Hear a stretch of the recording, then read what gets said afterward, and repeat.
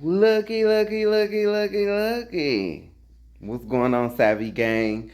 So today, coming at you a little bit different than how I normally do things. But today's topic is going to be the prophet Moses. Moses the prophet. So I do thank you for joining me today. Today I'm going to be reading in my book everything I pretty much know about Moses. So it's titled The Prophet Moses, the first Israelite who was raised as a Gentile by Yakana Fitz Savage, your boy.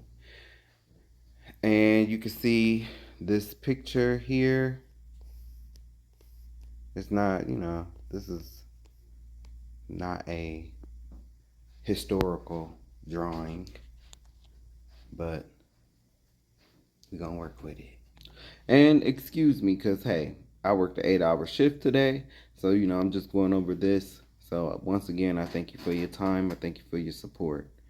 If you have been following along, I have already told you that there are two types of Gentiles.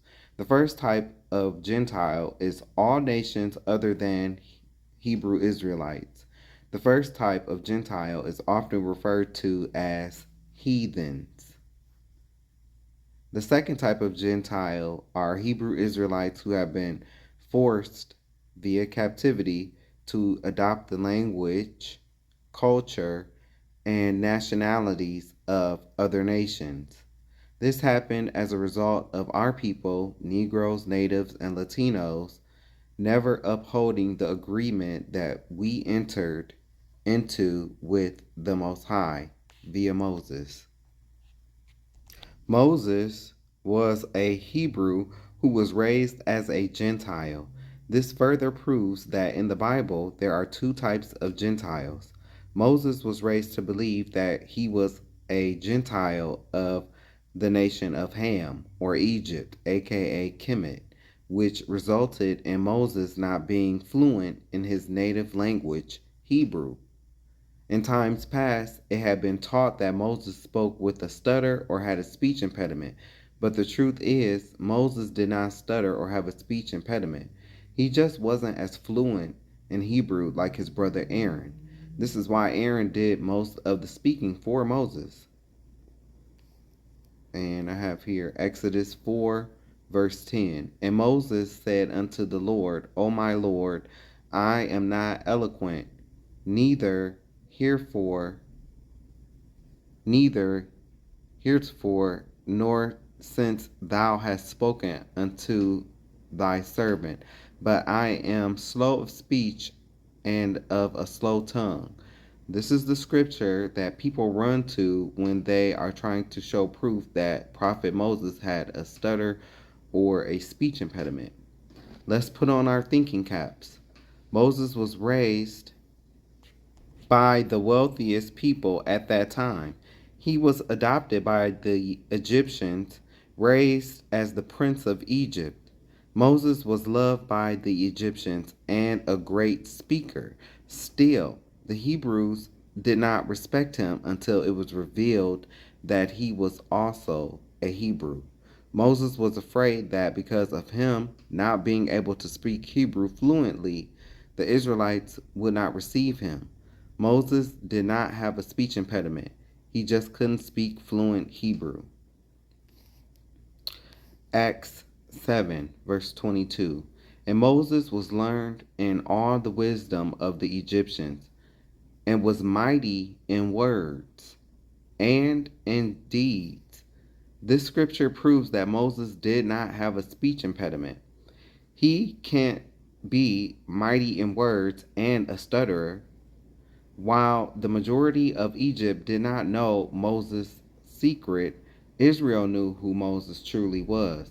His mother knew that her son was taken by the Egyptians, who are dark skinned people also, who are in North Sudan.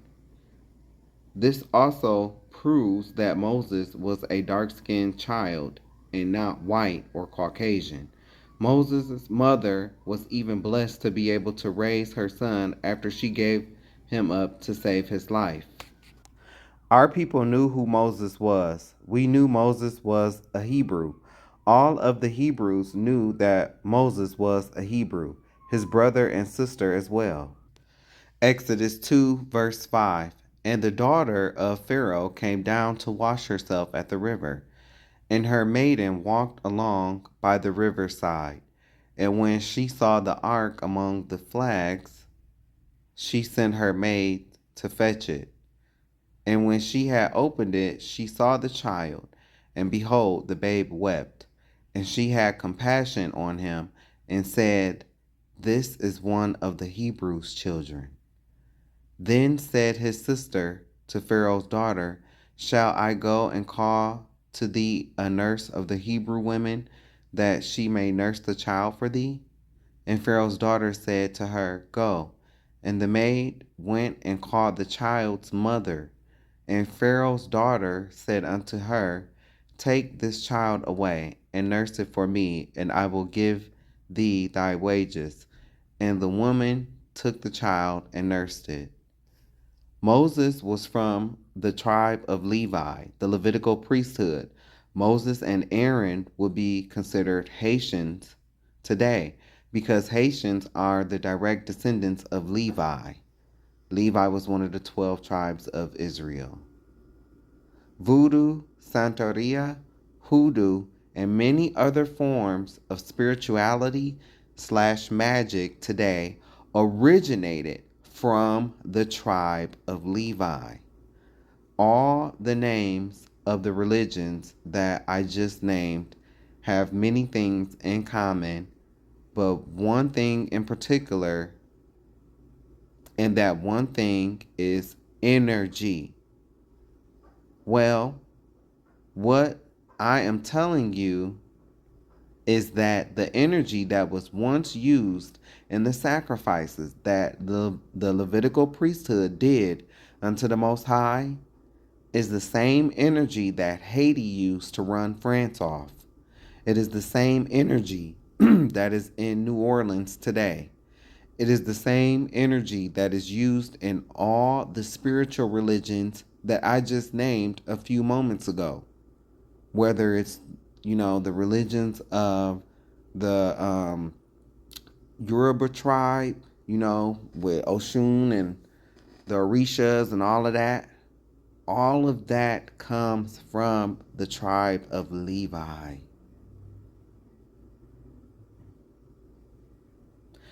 Okay? It's the same energy that Haiti used to run France off.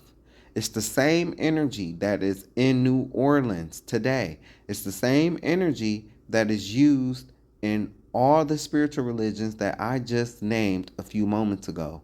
The first crystal ball came from the tribe of Levi. This is why Haitians are so powerful today. It's the magic. I speak more about this topic in my Levi section, and I prove it too. Moses was looked at by the Hebrew slaves as a privileged individual, kind of like how slaves who worked the fields viewed slaves who worked in the house, like how the Haitians from Haiti view Haitians who had been given up for adoption and raised in the United States of America, not knowing that a lot of these children are being sent off to become servants to the adopting parents. Another reason why Esau, Edom, who are the Caucasians today, will not have any type of inheritance because of their evil towards Jacob. And don't get me wrong, yeah, it's some good, Caucasian people, but that's not what this is about. It was some good Negro people too, but they still went into slavery. It was some good people who was minding a business somewhere, but they still went into slavery as a whole. So when I say stuff like that, I'm talking about as a whole. It's going to be good white people who have to suffer because of their ancestors. That's just how it is.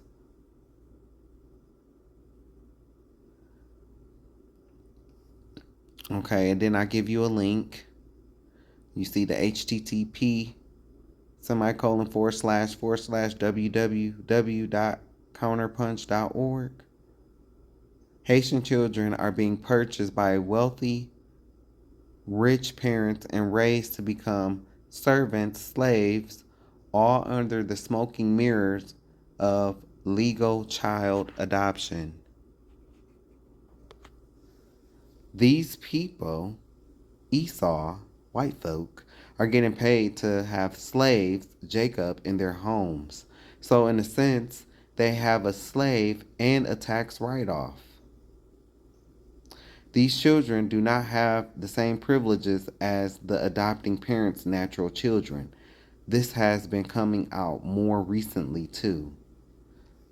Child Trafficking Abroad by Mark D'Alessio, January of 2014. UNICEF estimates that approximately 300,000 Haitian children are slaves and that 3,000 children are trafficked out of Haiti each year. Haiti had an earthquake in 2010, which did not help these numbers at all.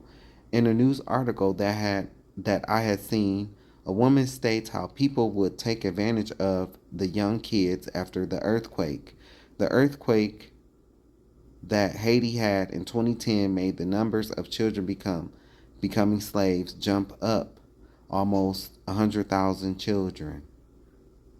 The number of children being abandoned at hospitals, orphanages, and churches is on the rise. Parents will abandon their kid at one of the places stated before so that their kid will not grow up in the poverty of Haiti. This means that many of these kids get adopted by other races of people who are not always loving and or caring. Some even force them into extreme child labor that is grueling and unhealthy for the kids. I know the poverty conditions in Haiti are horrible. I will never forget seeing something about some of them having to eat mud pies. So, as you can see, not too much has changed since the time of our first captivity. But getting back to the topic at hand, I digress.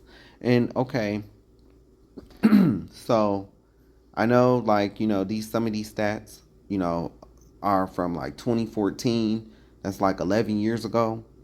But my question to you is, do you think it's decreased or do you think it's increased? Because, see, I'm from Toledo, Ohio.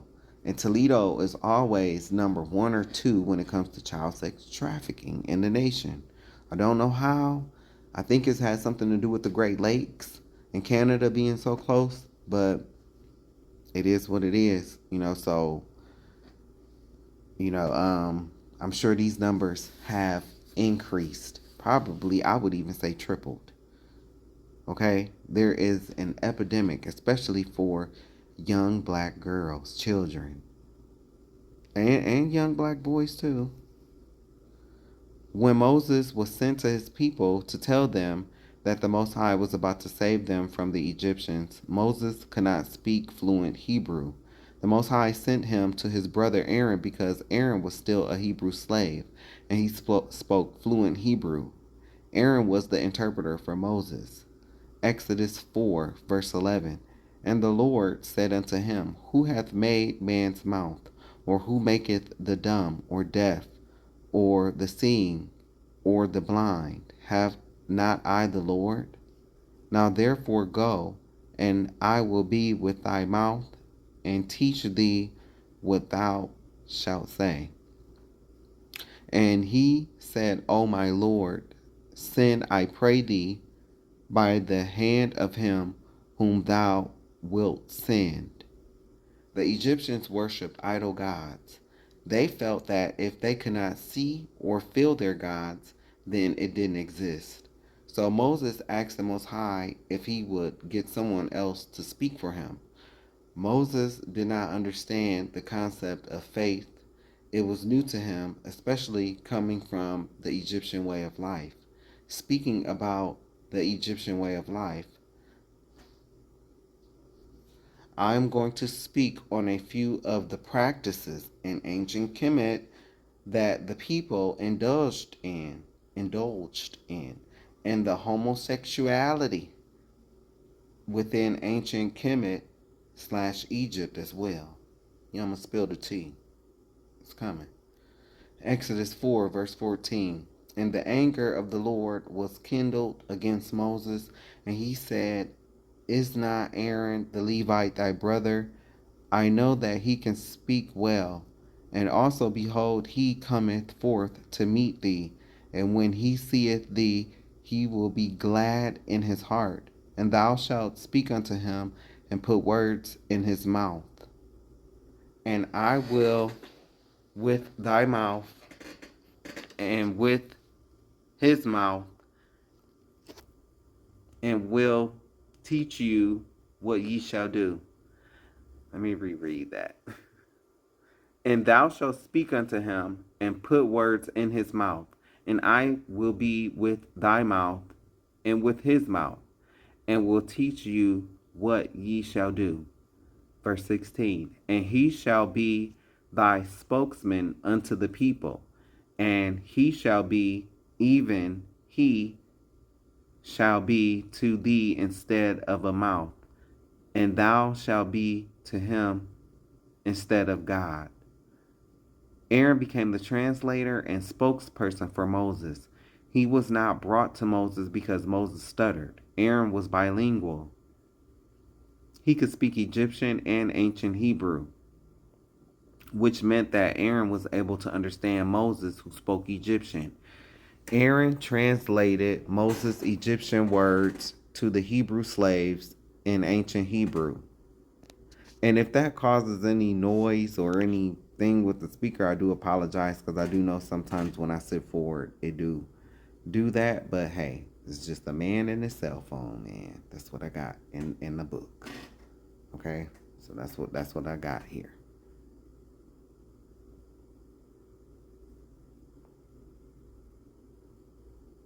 Moses is a hero of mine. I am not God. Let me repeat that. I am not God, but in my opinion, it was our own ancestors who caused Moses to stumble. Yes, I'm on Moses' side, which resulted in him not being able to make it into Israel with Caleb, Joshua, and the rest of Israel. Before the Most High smacks the taste out of my mouth, let me remind you that this is just my opinion, but I have always felt that way. Yes, I know that he was supposed to give credit to the Most High for making the water come out of the stone. I get it. I'm not denying that, but I am saying, give a nigga a break, dog, for real. I'm just keeping it real, man. This is in reference to the water at Meribah, where the real children of Israel strove with the Lord, and he was sanctified in them. Numbers 20, verses 2 through 13, but specifically 2 through 6 is how I know that those were black people. Yeah, Moses was dealing with the niggas of our people in verses 2 through 6. Always complaining, just won't shut up. Nothing but negativity, nothing is never right, and it's everyone else's fault. No accountability. One thing I can say though,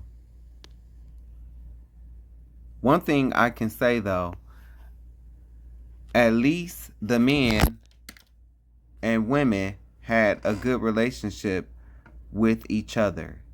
I'm talking about in regards to black men loving black women and vice versa. We were together all the way up until welfare, but I already spoke about that. I digress. Can you imagine trying to lead our people anywhere? Today, we are some of the most ungrateful, negative, crab in a bucket mentality, no faith having, and did I say ungrateful, mean, and nasty people? Baby, let me say it again. Mean, ungrateful, and that's just the black Christians.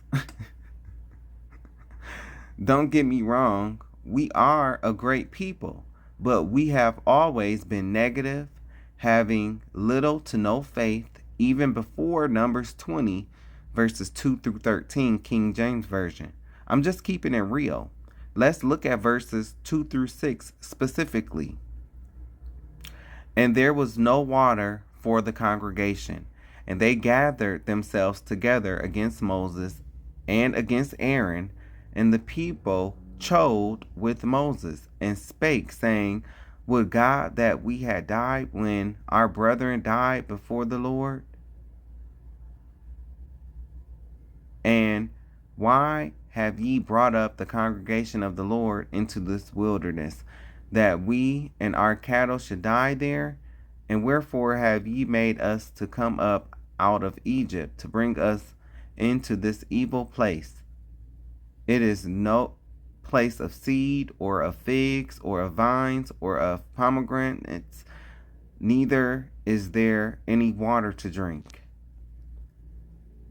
Chode, a stupid, unpleasant, or, take note, contemptible person, especially a man.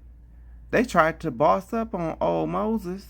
They tried to do the go off on Moses. These people, our ancestors, seen the 10 plagues. They heard the great cry from the women of Egypt, who did not mark their doors with the blood of the Lamb to keep their firstborn sons alive. They seen the pillar of fire leading them. They seen Pharaoh's army drowned by the Red Sea. They seen the waters pushed back for them to walk on sediment. They seen all these things and still had the nerve to turn up on Moses. They turned up on Moses a few times. Moses was fed up with our ancestors. He even called them rebels in verse 10. He led them, and still they murmured and complained. Even his own sister and brother at one point. I say it all the time. You can give a nigga $20, and not even 20 minutes later, he or she will turn around and talk about you like a dog, like you never did anything for them. I am a living witness to that kind of behavior from my own people, especially from my own family. Moses is a classic example of a light worker and or a healer dealing with broken people who are often energy vampires. Not all broken people are energy vampires, but they are out there, so watch out. Another example is what happened to Korah, who was a black man, and others in Numbers 16, King James Version. The Most High, not the devil, the Most High, made the earth open up, which resulted in Korah being swallowed up, along with 250 other men. Korah was from the tribe of Levi, and he would have been called Haitian today as well. You all know how Haitians can be when they get upset.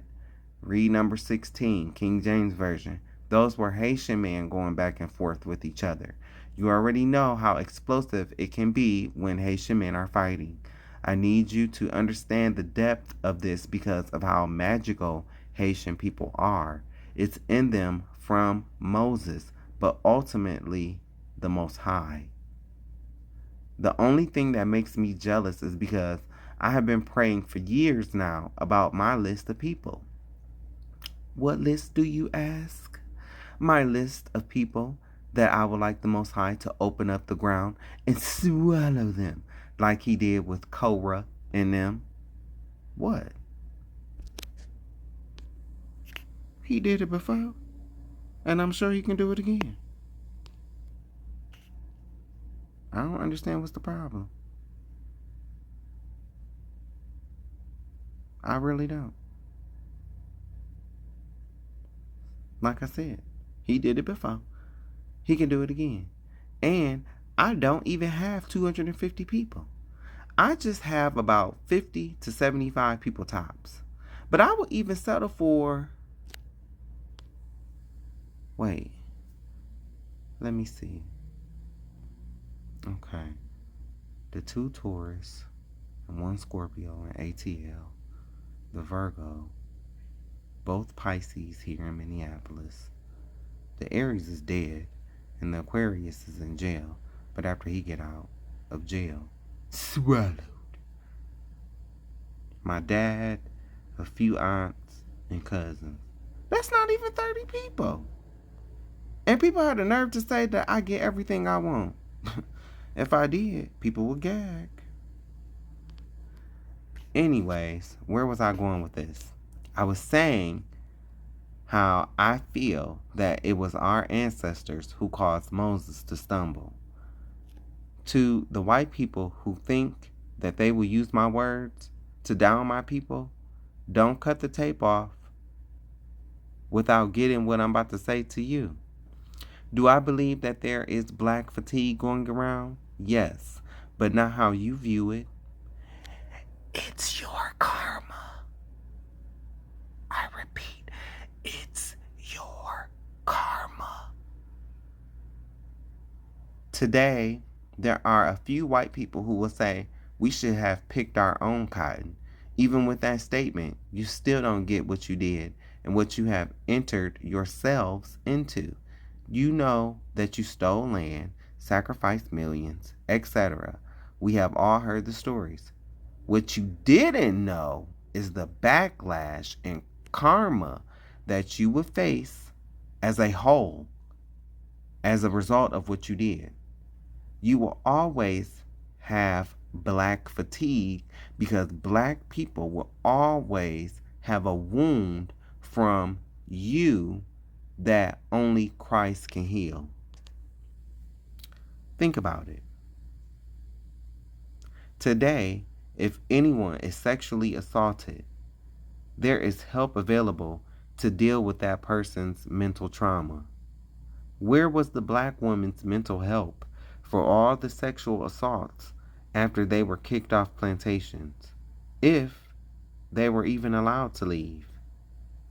And that's real. Because, see, y'all love to quote, what Abraham Lincoln and stuff like that. But I have shown you proof that slavery was not fully abolished in Mississippi until 2007, I think. It wasn't fully abolished on the books, legally. Okay? And then if you watch Vice, they did an interview with a family who have been kept on a plantation, and this was all the way up until the 50s and the 60s. They didn't even know they was free because they kept that pressure on them. So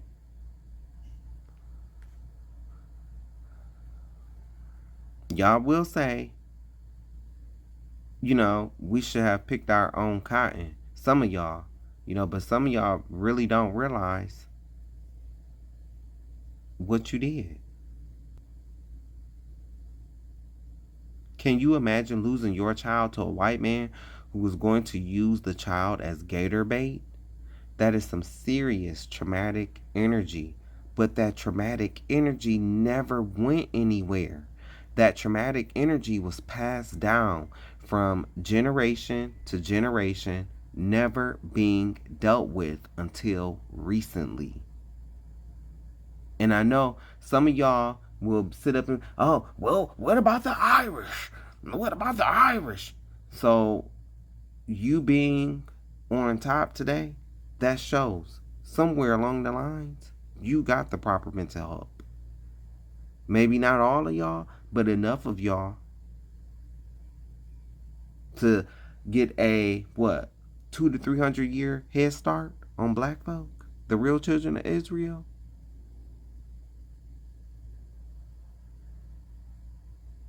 Where was the black man's mental help?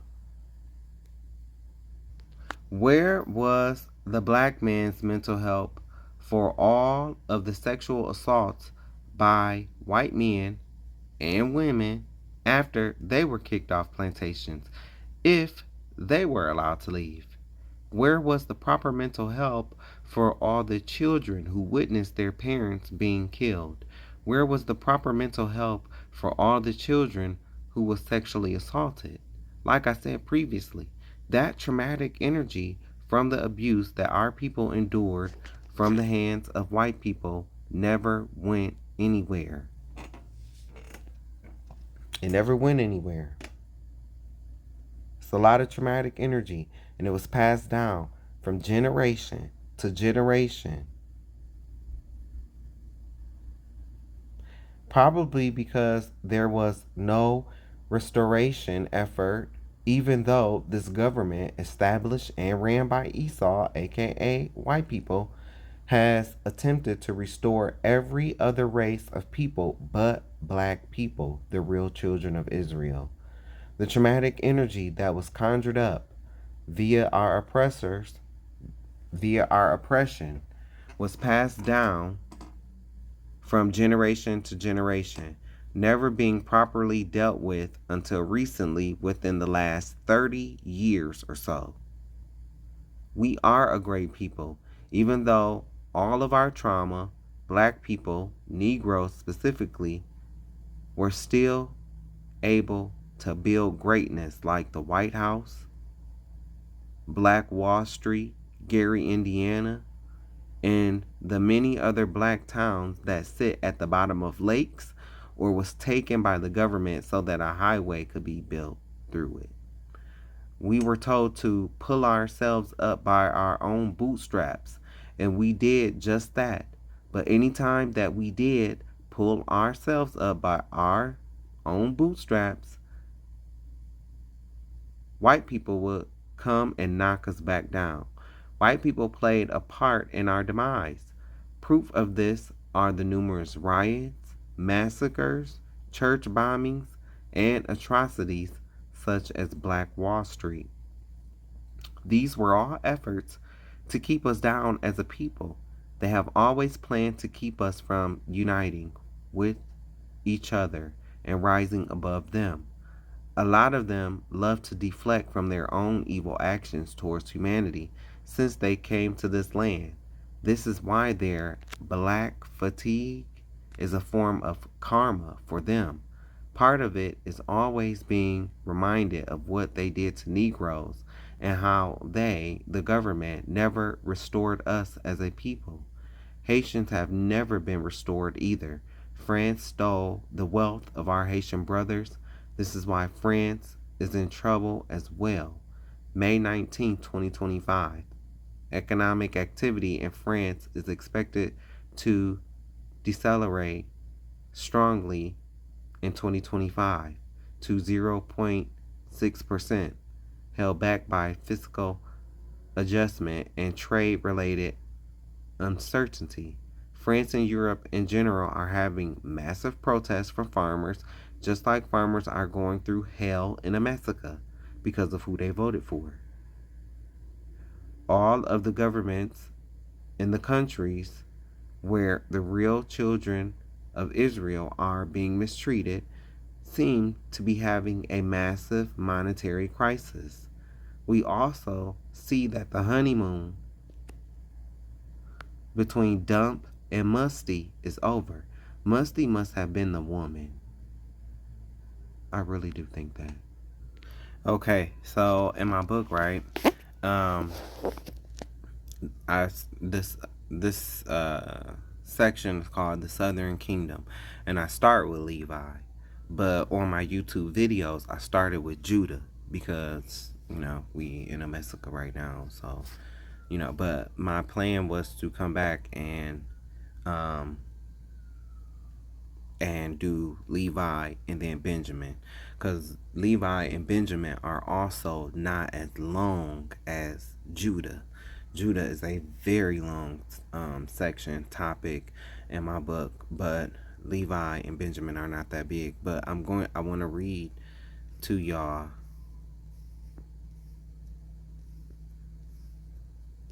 a few things here. Since we talking about Levi and Moses, and I'm telling you about how Haitians are the descendants of Moses. Let's read up on it. Our forefather Jacob, here on his deathbed, giving a future prophecy, and I'm just skimming through this to give my account, and I'm going, like I said, I'm going to come back and I'm going to go through this just like I am with Judah. So but I'm just doing this for this video purposes right now. And I had to do it this way because what I'm about to go into next is the Hyksos, and then our people was known as the Hyksos in Egypt. Um, and then the Exodus, the real route that our people took, because we crossed into Saudi Arabia, and that is my absolute favorite thing to talk about. My absolute favorite thing to talk about. So, yeah. So let me continue on here. Our forefather Jacob, here on his deathbed, giving a future prophecy of what will become of each one of his sons and their offspring, Negroes, natives, and Latinos in the last days. This is how we can identify who Levi is today, even with all the mixing and scattering of the children of Israel. There is still a way to trace who Israel is according to Scripture, not only according to bloodline, but also culture and prophecies that would only happen to the true nation of Israel. According to Scripture, Levi and Simeon would be dwelling amongst each other in the last days. The instruments of their cruelty is a religion that Levi brought with them during slavery. Levi taught Simeon. Okay? Levi is Haiti and the Dominican Republic, who they share land with, known as dueling brothers in the scriptures, because they don't get along. All they do is fight. Because you know them DRs, me no black, you know, and which is very stupid, very stupid. But the gag is that the Haitians is the one who taught them everything concerning Santeria and all of that. They got it from the Haitians, hands down, because it was the magic that they used to do the sacrifices unto the Most High.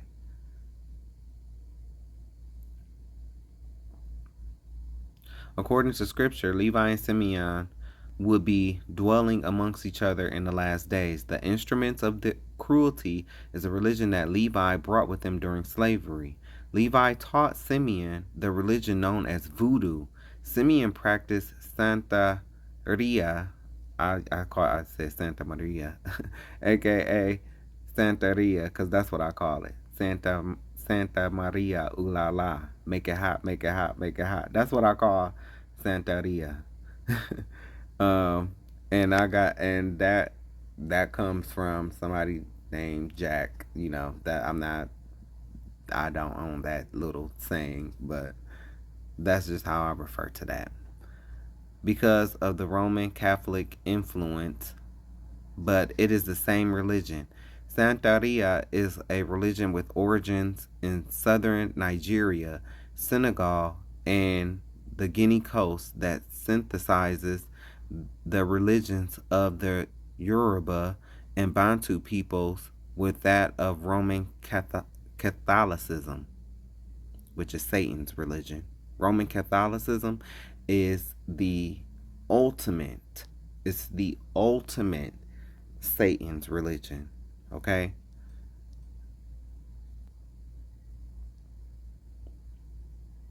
While occasionally misheard as Santa Maria, the proper name for this religion is Santeria. Simeon and Levi's habitation are Haiti and the Dominican Republic. They are dueling brothers. Levi was the priesthood that offered sacrifices to the Most High. That same magic has now become demonic since the Most High stripped Levi of the priesthood. I just gave you the reason. Because the Most High stripped Levi, who are the modern day Haitians, of the priesthood. At first, Levi was on the God of Israel's right hand side, ruled by Christ. But today, you will see how far left they went. Satan is now in control of their priesthood, magic, which is now known as witchcraft. Since Levi could not practice their magic under the priesthood, they began to do it in evil, and they taught the other tribes in which were not supposed to learn their secret. Their secret is their magic voodoo, which no matter how the oppressors tried to break Levi, they still held on to certain attributes of their culture. Okay, and you can go read it for yourself. Genesis 49, 1 through 7. And Jacob called unto his sons and said, gather yourselves together, that I may tell you that which shall befall you in the last days. Gather yourselves together and hear, ye sons of Jacob, and hearken unto Israel your father. Simeon and Levi are brethren. Instruments of cruelty are in their habitations. What does that mean? Can your pastor tell you what that mean? Can Pastor Pork Chop on Sunday tell you what that mean? Probably not. They just skim past this. Oh, well, this is, the Old Testament, so they don't really go into that. But anyway, instruments of cruelty are in their habitations. O my soul, come not thou into their secret, unto their assembly. Their secret is their magic, because it was only given to the Haitian people. And it was only supposed to be used for the Most High. But since Christ came, Christ was the ultimate sacrifice. So that's why it's not oh, I'm God and I'm telling you that, you know what I'm saying, you can't do this. And it's not that. He gave his son. And so what he's saying is there's no magic trick, there's no sacrifice that you can make, no sacrifice to your ancestors that's going to be a greater sacrifice than my son coming down here to give his life for your sins. There's no more sacrifice. That's what that means. That's why the Most High God sees it as evil. And most of the time when people use it, it's not for good things. It's not. They might paint it like it is, but it's not. Oh, I only hex people if they've done wrong. Well, what if the person coming to you that wants to pay you, what if they lying? What if they lying? Oh, I don't know it because it's in the script. Child, please. You're gonna do it because you want the coin. You're gonna do it because you want the money. A lot of them are like that. It's evil. Either way it go. Cursed be their anger. Oh, oh my soul, come not thou into their secret. Meaning, don't learn their knowledge. He can't unteach it to them because it's oral tradition. It's been passed down. It's ingrained in them spiritually. It was this one host on this platform that I used to watch, and he is Haitian, and baby, when he would get mad, things will start happening, because that's how powerful they are. That's how powerful Haitians are. It's that old magic. But unto their assembly. Okay, you know how they have covens, and then you know how you go sometimes to these places. You might want a reading, or you might want to, I don't know, call on the dead or look into the crystal ball, whatever people be doing. I don't know. But that they assemble to do that stuff, you know. They assemble a lot of your celebrities, like I've said in the past, dancing naked in the woods under the stars for the fairies, stuff like that. Don't go into their assembly. My honor, be not thou united, for in their anger they slew a man, and in their self will they digged down a wall. Cursed be their anger, for it was fierce, and their wrath, for it was cruel. I will divide them in Jacob and scatter them in Israel.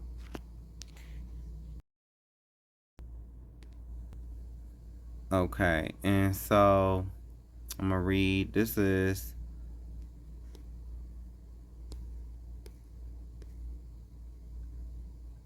talking about Levi being in Egypt. This is Exodus 1 through 17. And I'm just giving you can read it, but I'm giving my commentary on it.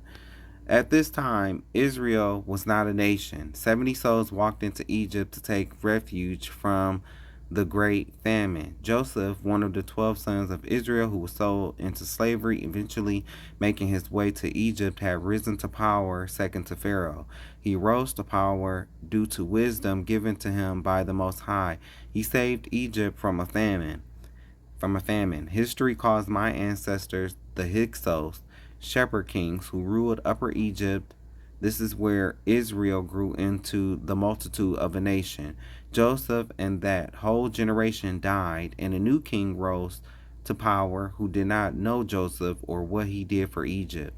The new king of Egypt was threatened by the strength and multitude of my ancestors. It is important to note that the children of Israel were not enslaved in Egypt for 400 years, but rather 210 years according to Scripture. As we began to multiply, our ancestors became a threat in the eyes of the new king of Egypt, who devised a plan of eugenics against the male child. Sound familiar?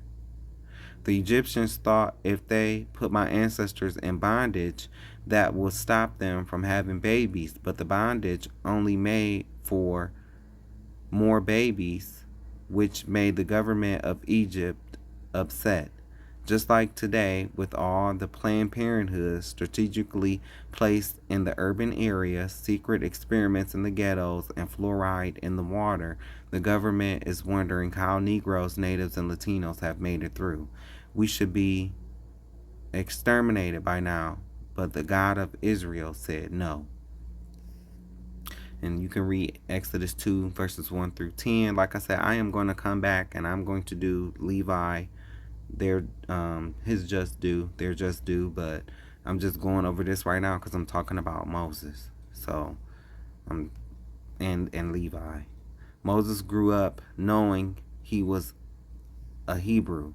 After Pharaoh's daughter drew Masha out of the water, she sent for his birth mother to come and nurse him. I mention this because if you notice in the movies like the Ten Commandments and the Prince of Egypt, it is always made to appear as if Moses did not know he was Hebrew, which is not the truth. Hollywood makes it appear as if Moses was surprised to find out he was Hebrew, but according to the Bible, he grew up knowing he was Hebrew. Here again, we have a Hebrew who would eventually become second overall Egypt after Pharaoh would eventually pass. Exodus 2:11 through 15, my commentary. This is twofold. One, Moses knew why he killed that. Moses knew why he killed that man. He could not take seeing his people being killed, just like in modern time with the police fatalities against unarmed Negroes. You see, he looked both ways to make sure nobody would see him kill the Egyptian man. 2. This also shows the mindset of our people, which is still prevalent today. Here Moses is saying his people, but they turn around and say, "Who made you Lord over us? Are you going to beat us like you did that Egyptian? We seen what you did. We seen what you did." Don't that sound just like black folk, man? We saw you. We saw what you did. Yeah, I seen it. Yeah, I seen him good. You know, he killed that Egyptian man. I saw him. You would think after Moses did what he did, his people would be grateful. But you know how some black folk can be? You can give some Negroes a $20 bill and he will talk down on you the next day. This is not only in the Hebrew system, but also in the unconscious community as well, which proves even more that the curses in the scriptures apply to us. When I started to read and learn the Bible without a traditional black Christian church influence, it was very clear to me that the behavior, which is the ungratefulness and complaining between Israel and the Bible and Negroes today, are the same. When I think of the backbiting within the Negro community, it It reminds me of Aaron and Miriam and how they spoke against Moses, or Korah and his family being swallowed up whole by the earth, all because of backbiting. Moses knew the word has been put out of him. Moses knew the word has been put out of him killing the Egyptian man, which is why he fled when Pharaoh tried to kill him. Well, Pharaoh was going to kill him. But this goes straight into Midian, but something happened before he went to Midian. Remember, 40 years had passed when Moses came back to Egypt. He was a lot older. To get the details, you must go into the book of Jasher. Remember the first 5 books of the Bible? Remember, the first 5 books of the Bible is an overview of what happened in the beginning. I say that all the time. Let's read it here. Well, this is the book of Jasher. If you want to pause the video, you can read it for yourself. And I'm going to come back and read this. Moses was 18 when he fled from Egypt. By 27 years old, he had spent 9 years in the camp of Cush, who are the Ethiopians. At the time, the Ethiopians were engaged in a civil war with themselves. This is where Moses, Levi, learned the skill of war in Egypt. And afterwards, the Ethiopians loved Moses. When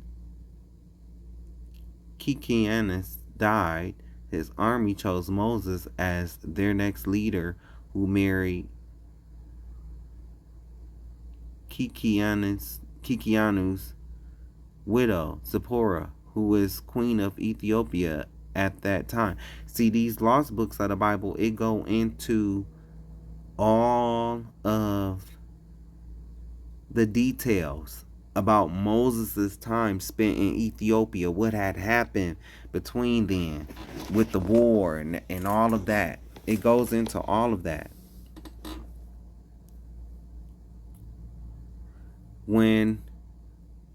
Through this union, Moses gained power over Ethiopia, and Zipporah was the Ethiopian woman Aaron and Miriam spoke against in Numbers 12, King James Version. Later, in Moses' old age, the God of Israel had him go to Midian, where he would reveal himself to Moses. The sins of the Amorites came into its fullness, and it was time for the Most High to deliver his people into the land of Canaan.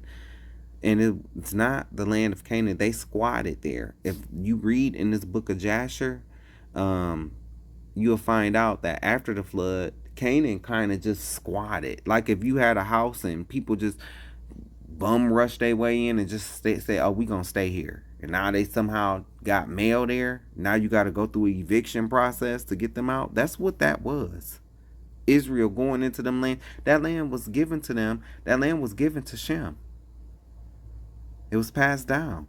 So when they went into and kicked all them people out, that was an eviction process.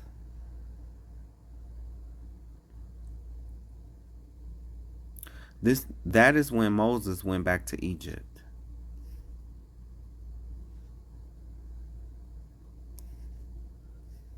Okay, and so Egypt, they devised a wicked plan against Israel.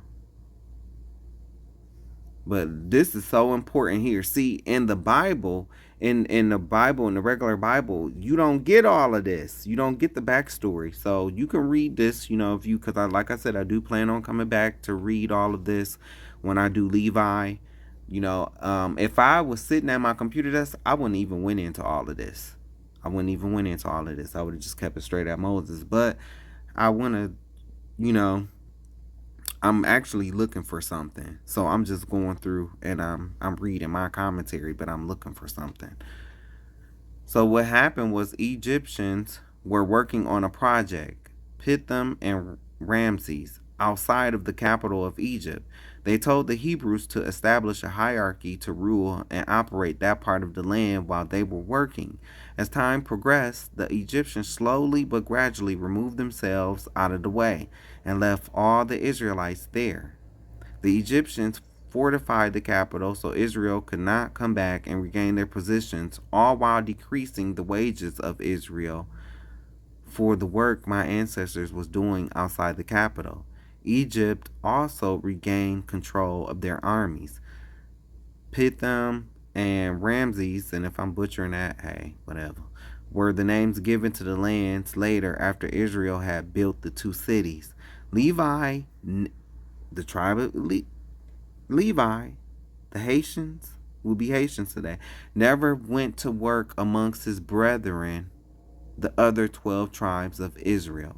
He knew a plot had been conspired. Of course, Levi tried to warn his brother, but you know Judah, you know niggas, you know Negroes, you know black folk. It's hard headed. I can just about imagine how the conversation they had between themselves. I can just about imagine the conversation they had between themselves. Levi, don't go work in that city. Don't go work in that other city. It's a trap. Judah, man, you tripping, bro. We can make some money here. This is a come up, and we can do our thing. You know how niggas is, man. I'm sorry, because the scriptures is here, but you know how our people is. Man, what? You tripping, bro. We can make some money here. This is a come up, and we can do our thing.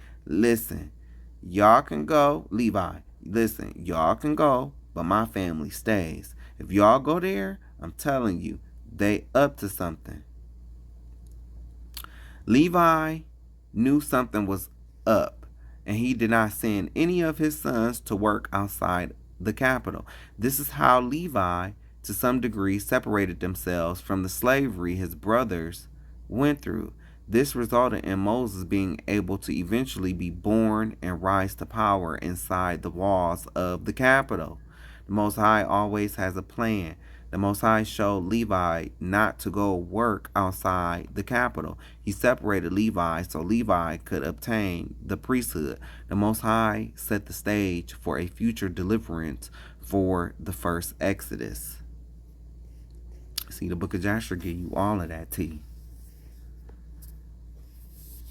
And you can read it. You can pause this and you can read it. Or you can definitely go look this up for yourself. Because they definitely ain't going to teach it to you on Sunday. Nope. They not going to teach it to you on Sunday. And then they going to get mad at me because I know this. And I teach it. Because I'm not supposed to know nothing. I ain't supposed to know nothing. I ain't supposed to be nothing. But I is. Hey, I'm is.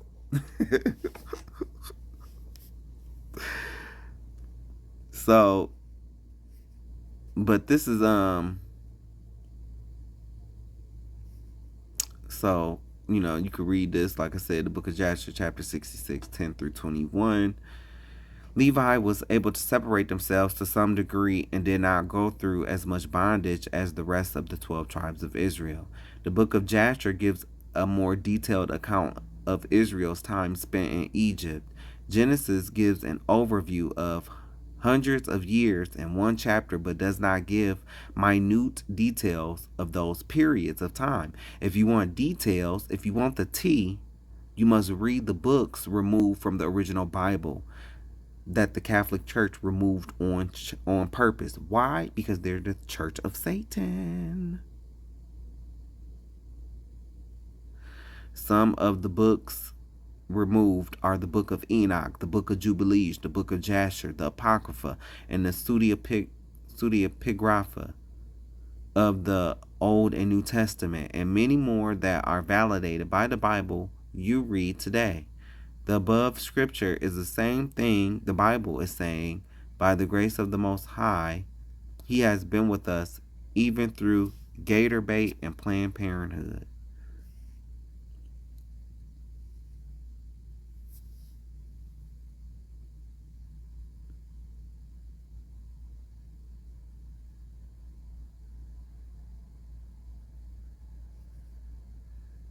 And I'm just talking about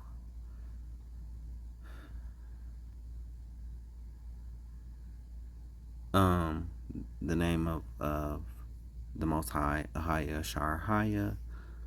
I am looking for something, y'all. Oh yeah, real quick to show. Look, even on Facebook, I posted this.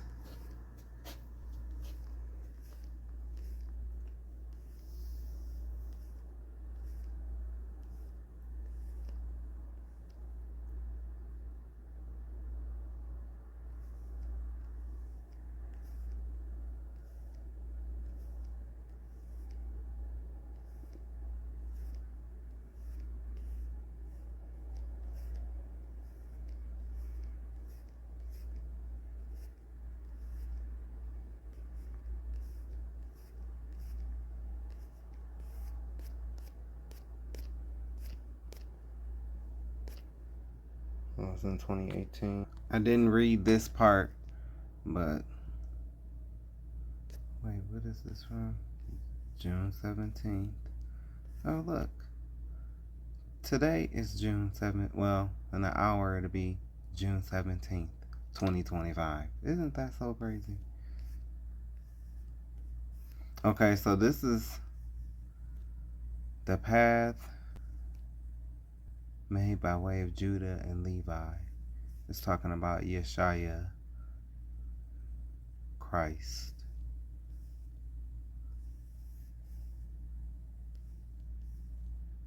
See, Mary was part Levite on her mother's side. Zacharias and Elizabeth are her cousins. John was also born of the Holy Spirit. He was a Levite priest like his dad, who would pave the way for his cousin Christ, who would eventually be deemed king and priest over the priesthood.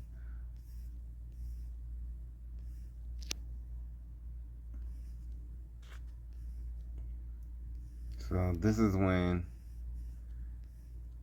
Christ had came into the land.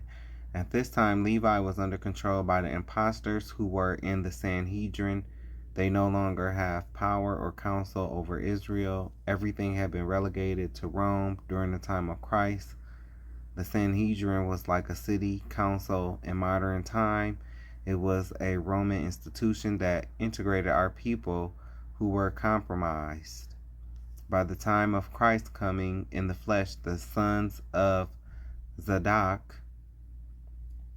and the sons of Zadok were people who basically created the Essenes. And I'll talk more about that when I talk about Levi, but the sons of Zadok were already separated and there was no real priesthood. This explains why Levi went with the plan to kill Christ. When Christ is going back and forth with the Pharisees and scribes in instances such as John 8, verses 1 through 59, King James Version, it was the impostors already in place playing a deceitful role. They were not really Levi. They was white folks. It was Esau. They had already taken over. Those over the Sanhedrin had a watered down understanding of the law. Like many pastors today, they tried to contend against Christ with a watered down understanding of the law when Christ is the embodiment of the law. Christ is the law. He's the embodiment of the law. Christ would always make them look stupid and foolish, which is why they would pick up stones to cast at him. It's so crazy. That's how people treat me today. That is how mad, and I'm not saying I'm Christ, by the way. Please don't do that. That is how mad Christ made religious leaders who thought they knew so much but knew nothing, just like majority of today's pastors. This is how many pastors act today when faced with the truth about Xmas, abominable foods, and Sunday worship, and tithes being food and not money. Some of our people are so stiff-necked, you can pull the Bible out and show and prove them wrong, and they all say, well, I have to go home and study that. I'm not familiar with that, so I can't speak on that. Or my favorite, why you got to pull the Bible out? I know what it says. If you know what it says, then why don't you follow what it says?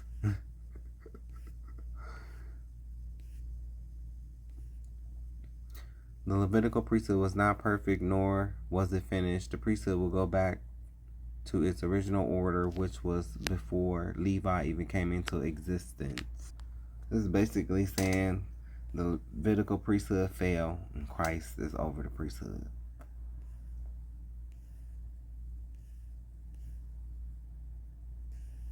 Oh, I'll go into this. The true name of Africa is Ethiopia.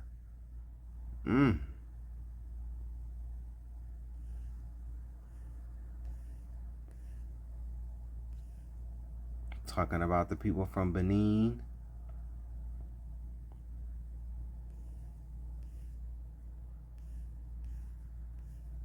I will come back and I'm going to read all of this, but like I said, I have placed this on my Facebook.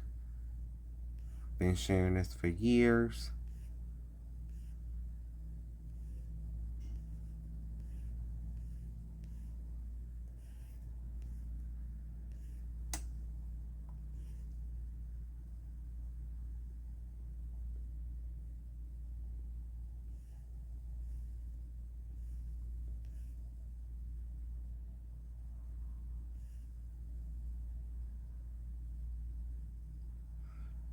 Giving the classes. First, the slaves brought with them the religious practices of voodoo, which for them was more of a lifestyle than a religion. Second, the French treated the slaves with undue harshness, creating hatred amid an already resentful environment. Third, a class of mulattoes arose from the relations of the slave owners and the slaves. There arose a class system still present today with a minority of light-skinned, sophisticated, Catholic, French-speaking Haitians at odds with dark-skinned, voodoo-worshipping, Creole-speaking masses. In 1791, a successful slave revolt was initiated against the French. This is just me talking about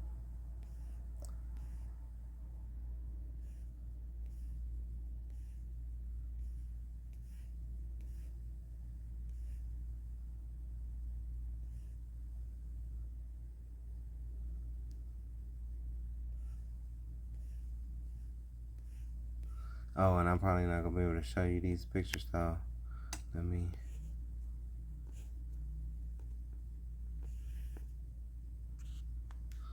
just show the pictures.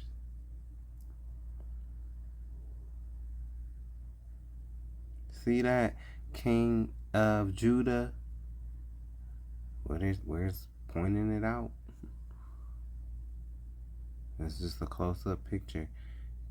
King of Judah, or Wahida, Slave Coast.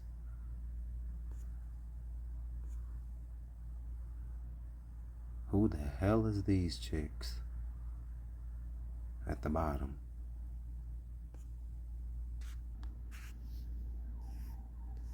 Let's just do a quick scan.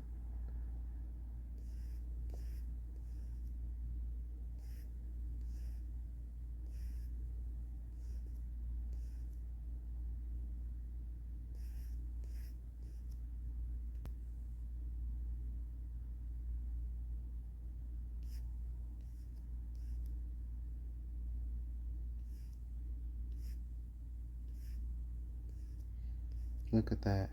Our people always wore all kind of skull caps, do-rags, beanies. Them is black dudes.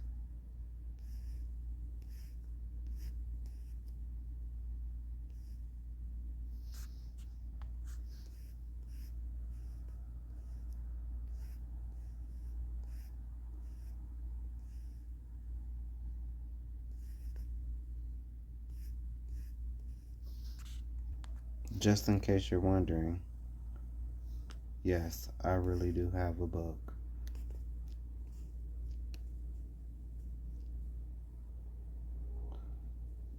See this picture all the way at the end, at the top? This was my auntie. It's my auntie in the front in a gray sweater. It's me on the left, and my mom is on the right. Oh, that's my mom's sister.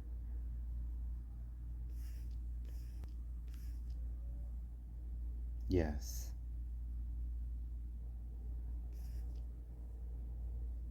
Pretty much 19 chapters. 19 chapters. 1,440 pages. I'm not as dumb as I look, I guess.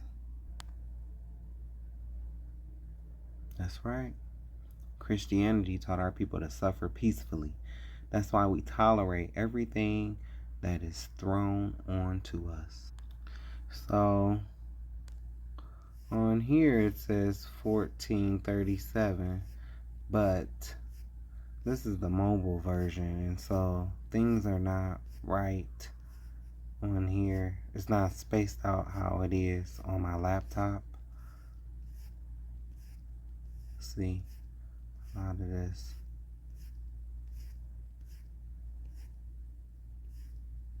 Lesson on. I'm gonna do this lesson one day. Soon.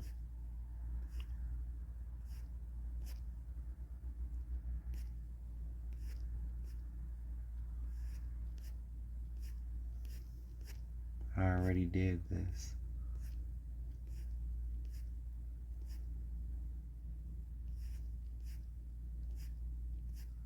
Christ, the controversial Messiah.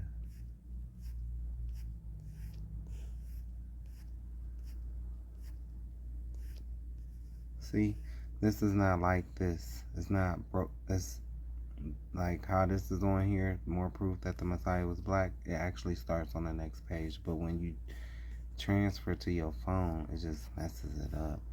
That's why I do it on the laptop.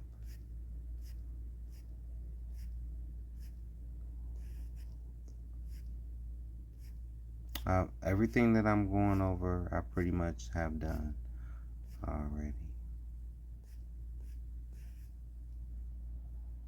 The Most High's name is not Jehovah. Jehovah relates to Jabulan. You can research that for yourself, or you could just go watch the video that I've already done. But I know a lot of people don't like the messenger, you know. So, but yeah, you're not going to hear this in church either, because they don't know, and nor do they care. They just trying to get the money. That's what it's all about.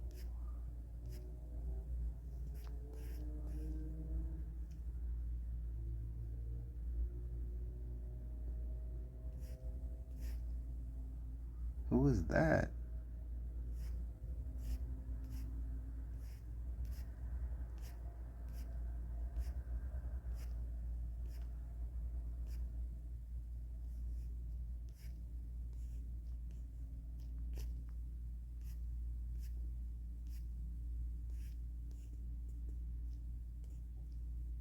These are all historical, biblical paintings.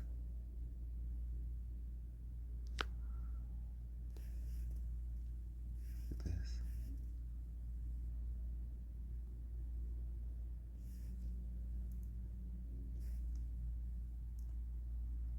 Abraham being warned by the angel to not sacrifice Isaac.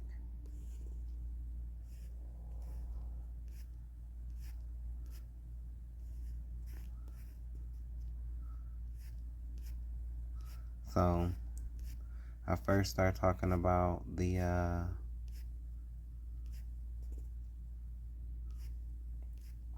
Northern Kingdom.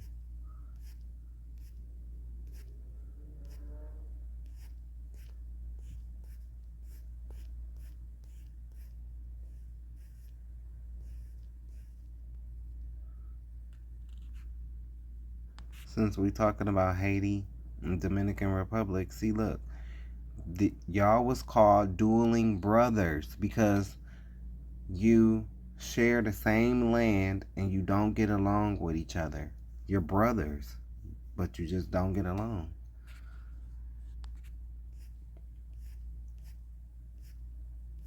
I've already talked about Gad. If you want to see like what I talked about with the Northern Kingdom, then you need to go look at my video on Thanksgiving, why I don't celebrate Thanksgiving.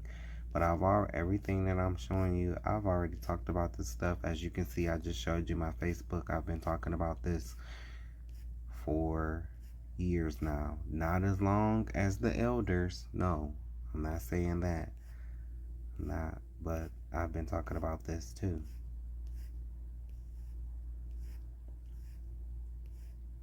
Didn't talk about this though, but we can look at it.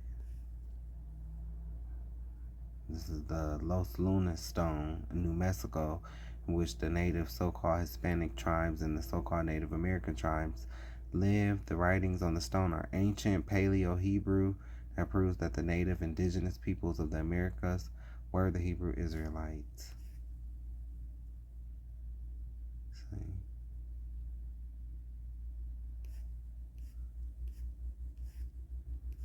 See, and now I'm going to be speaking about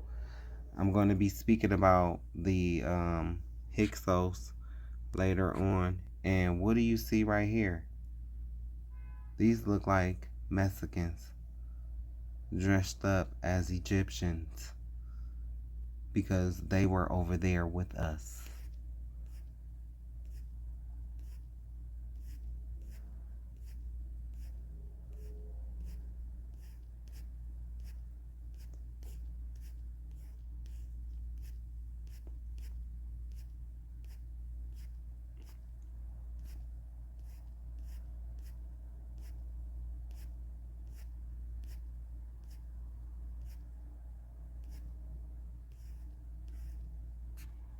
This is in my Levi section. Talk about the sons of Zadok. I just talked about this. This is what I just read you.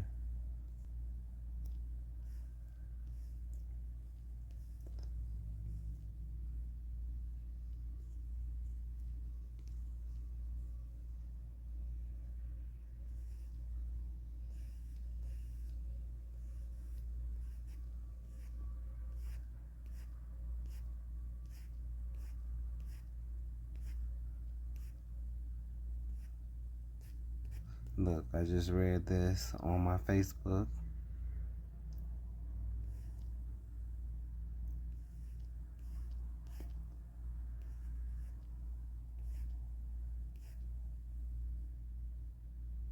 I'll just show these pictures.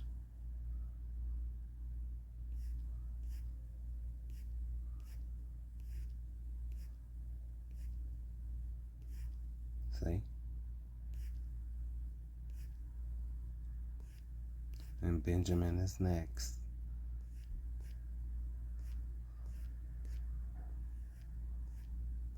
There was something that I wanted to read.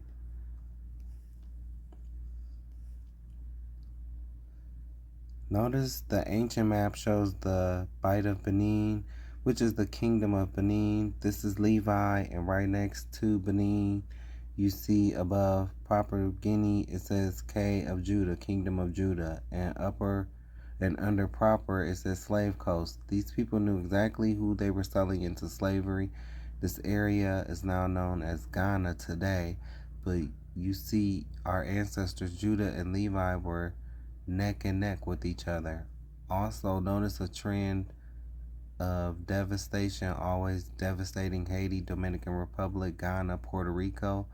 Look at the trash our brothers live down in Brazil and think about the unarmed killing of Negroes in Mexico and slavery in other parts of the world and in our own country with the modern day prison system.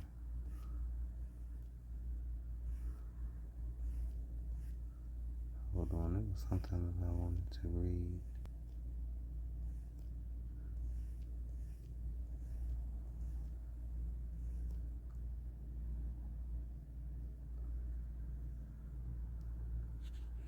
Okay, right here.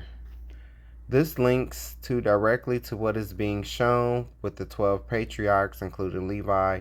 He didn't make 3. He made one man, and he pulled woman from the man. The sons of Zadok understood polygamy, sin was spread amongst our people. That is why the Most High didn't have any man with multiple wives go into the ark with Noah. That is why the Most High had a pair of each animal, one male and one female, in the ark with Noah. David did not get to see this information in his time, which is why he sinned, which led to the kings after David following in his footsteps with multiple wives. Polygamy sin. During the time of 2 Samuel 15:24 through 29, King James Version, is when this information came out, and that's when our kings found out they had been walking in error. The Levites started going away from the law by having sex with women while they were on their womanly cycles, periods, which is forbidden in the law. And men still do this to this day. Men still do this to this day.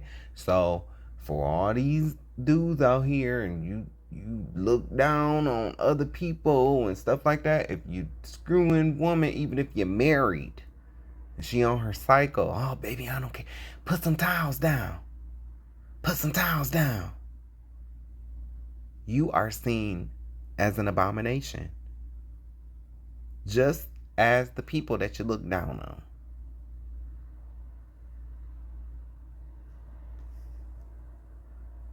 Which is forbidden in the law, Leviticus 18 and 19 and 20 and 18.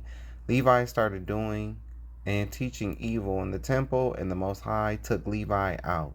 He made them the base of our people. When Levi was taken out, a void was illegally filled by Esau, Mayo, Idumean, Amalekite, also known as false European or Romans, who named themselves Israel. Due to the curse of the true biblical Israelites being removed from the land of Israel, no one was in the land to claim Levi or Israel. So these bastards did and deceived the whole world. Before Levi's fall, they became very proud and could not be corrected, like so many pastors today. And this is all relevant because of what I'm saying. I'm telling you that, Haitians, modern day Haitians, are the descendants of Moses and Aaron. And, just going through a little bit of the history about who they was and what actually happened with them, and, talking about Moses.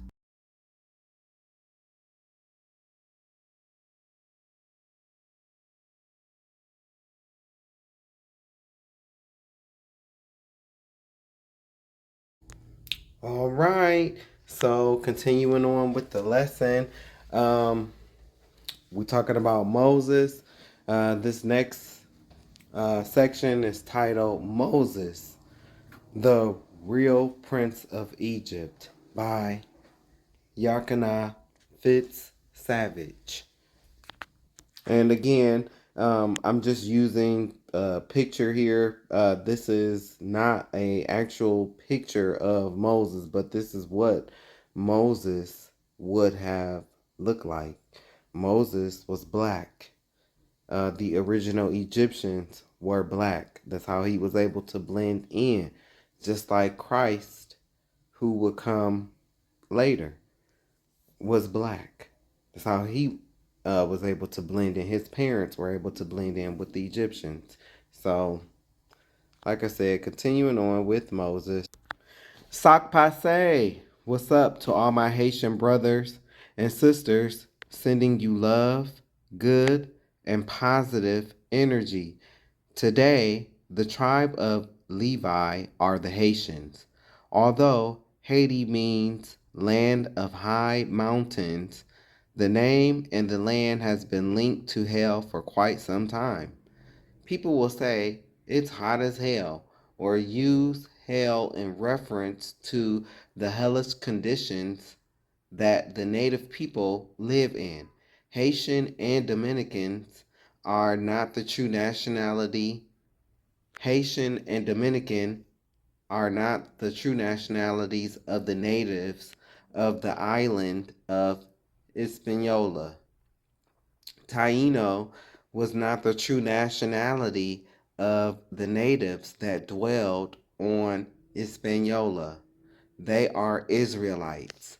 The bloodline of the Haitians traces back to Moses and the tribe that he was from, which is Levi. In this lesson, I will focus on the man that the Most High raised up to lead the 12 tribes of Israel out of ancient Egypt, Moses. The name Moses, pronounced in ancient Hebrew, is Masha, which means drawn from water. We know this to be true because Moses was placed in a basket. Some say it was made of wicker, and some say the basket was made of bulrushes or papyrus reeds. He was not floated up the Nile River like we seen in the movie The Prince of Egypt. And hey, I'm just saying, after I saw that movie, I kind of did think that's what happened. He was floated up the river, but that did not happen. His mom hid him along the riverbank to be found. It was prophetic. Passover marks the beginning of a separation of our nation from the inside of another nation, Egypt. Israel, Hebrew Israelites, are the youngest nation formed by the Most High. 70 souls went into ancient Egypt as a family, but we came out of Egypt as a powerful nation. This is why Passover is the most important holy festival of all of our holy days. This is why Passover is always in the first month, March, of the year, according to the Most High. Not according to man, according to the Most High. According to the Most High, March is the first month. Now, if you speed it up, okay, March, April, May, June, July, August, September, right? Here you go. 7 in Latin is what? Septem. 8 in Latin is octo. So 7 is septem for September because it's the 7th month. Octo means 8 in Latin, October, because it's the 8th month. Well. Looky. What do we have here? 9 in Latin is Novem. For November, because it's the 9th month. 10 in Latin. 10 is Decem. I wonder, could that be for the 10th month, December? Even in Spanish, siete, ocho, nueve, diez, 7, 8, 9, 10. It goes right in a row. Sorry to sidestep for Moses, but this is how the Most High created the year. March is always the first year. The first month in the year. And January comes after December. So January will actually be the 11th month. And February will be the 12th month, which is why it's the shortest month. And there is 364 days in a year, according to the Most High, according to God, the one who created the earth, the universe, the stars, the moon. According to him, it's only 364 days. I've already spoke on this. I have this in previous lessons. You can go catch it. Going back to Moses. Moses will become the key figure in the liberation of our people from the bondage of ancient Egypt. Keep this in mind because it will prove a prophecy that will come to pass. Exodus 1 verse 1. Now these are the names of the children of Israel which came into Egypt. Every man and his household came with Jacob. Reuben, Simeon, Levi, Judah, Issachar, Zebulun, Benjamin, Dan, Naphtali, Gad, Asher. So Ephraim and who are the Puerto Ricans and wait, let me see. Yeah, so Dan ended up falling. Dan fell off. And then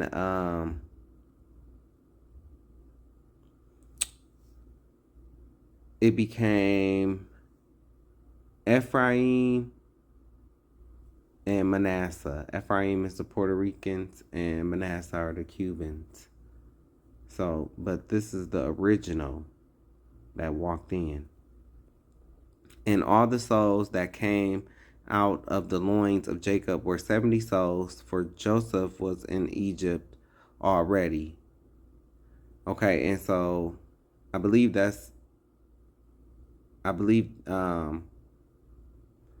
moment. Sorry. So Joseph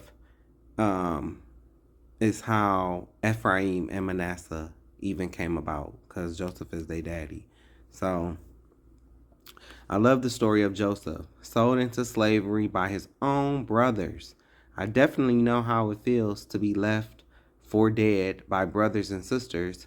May the Lord touch my heart to act how Joseph did after all that was done to him, because if he doesn't touch my heart to forgive, the outcome won't be the same.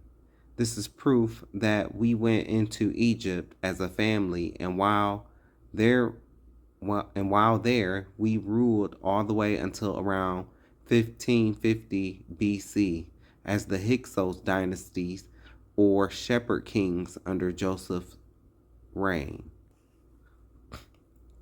Exodus 1 verse 7. And the children of Israel were fruitful and increased abundantly and multiplied and waxed exceeding mighty, and the land was filled with them. This verse proves that we were in power while dwelling in Egypt at the time. We were not yet slaves. Our people were fruitful and increased abundantly and multiplied and waxed exceeding mighty while dwelling in Egypt at the time. Some people think that we were slaves the whole time that we were in Egypt. That's false. Because I told you previously we were slaves in Egypt for around 210 years. And Levi did not go with Benjamin and Judah to work in Pithom and Goshen. That's what the names of those cities are today, but they were not always those names. Exodus 1 verse 8. Now there arose up a new king over Egypt, which knew not Joseph. The king that rose up was Sekenarata. This is the Pharaoh who did not know Joseph nor the treaties that was made between Joseph and the Egyptians of Upper Egypt. Sekenarata is credited with starting the opening moves in the War of Liberation against the Hyksos, which was ended by his son Amos I. He was the pharaoh of Upper Egypt while the Hyksos still ruled Lower Egypt. And when you do the research, you will come across white, ugly, Grecian looking men who ain't got no business sticking their nose in nothing. They gonna come and tell you, oh, the Hyksos was Canaanite people and stuff like that. Is lies.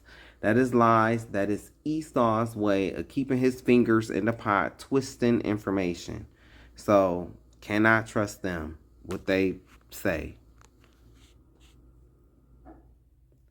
Exodus 1 verse 9. And he said unto his people, behold, the people of the children of Israel are more and mightier than we. This began the invasion of the Egyptians into Lower Egypt against our ancestors, the Hyksos. If Sekenarata thought that we were more and mightier than the Egyptians of Upper Egypt, that means we were not slaves at the time. You can't be slaves when you are outnumbering your enemy while being mightier than your enemy. We built cities of gold. I speak more about this in my Levi section. Levi did not get caught up in Egypt like Judah, Benjamin, and the rest of the 12 tribes of Israel. Sekenarata devised a wicked plan against Israel. Exodus 1 verse 10. Come on, let us deal wisely with them, lest they multiply, and it come to pass that when there falleth out any war, they join also unto our enemies and fight against us, and so get them up out of the land. While we were not completely conquered until his son Amos the first took over as Pharaoh of Lower Egypt, the invasion of Lower Egypt was started by Sekenarata. They could not come at us head up. Sound familiar? Biography of Amos the First. Amos the First. During his reign, he completed the conquest and expulsion of the Hyksos from the Delta region, restored Theban rule over the whole of Egypt, and successfully reasserted Egyptian power in its formerly subject territories of Nubia and Canaan. He then reorganized the administration of the country, reopened quarries, mines, and trade routes, and began massive construction projects of a type that had not been undertaken since the time of the Middle Kingdom. This building program culminated in the construction of the last pyramid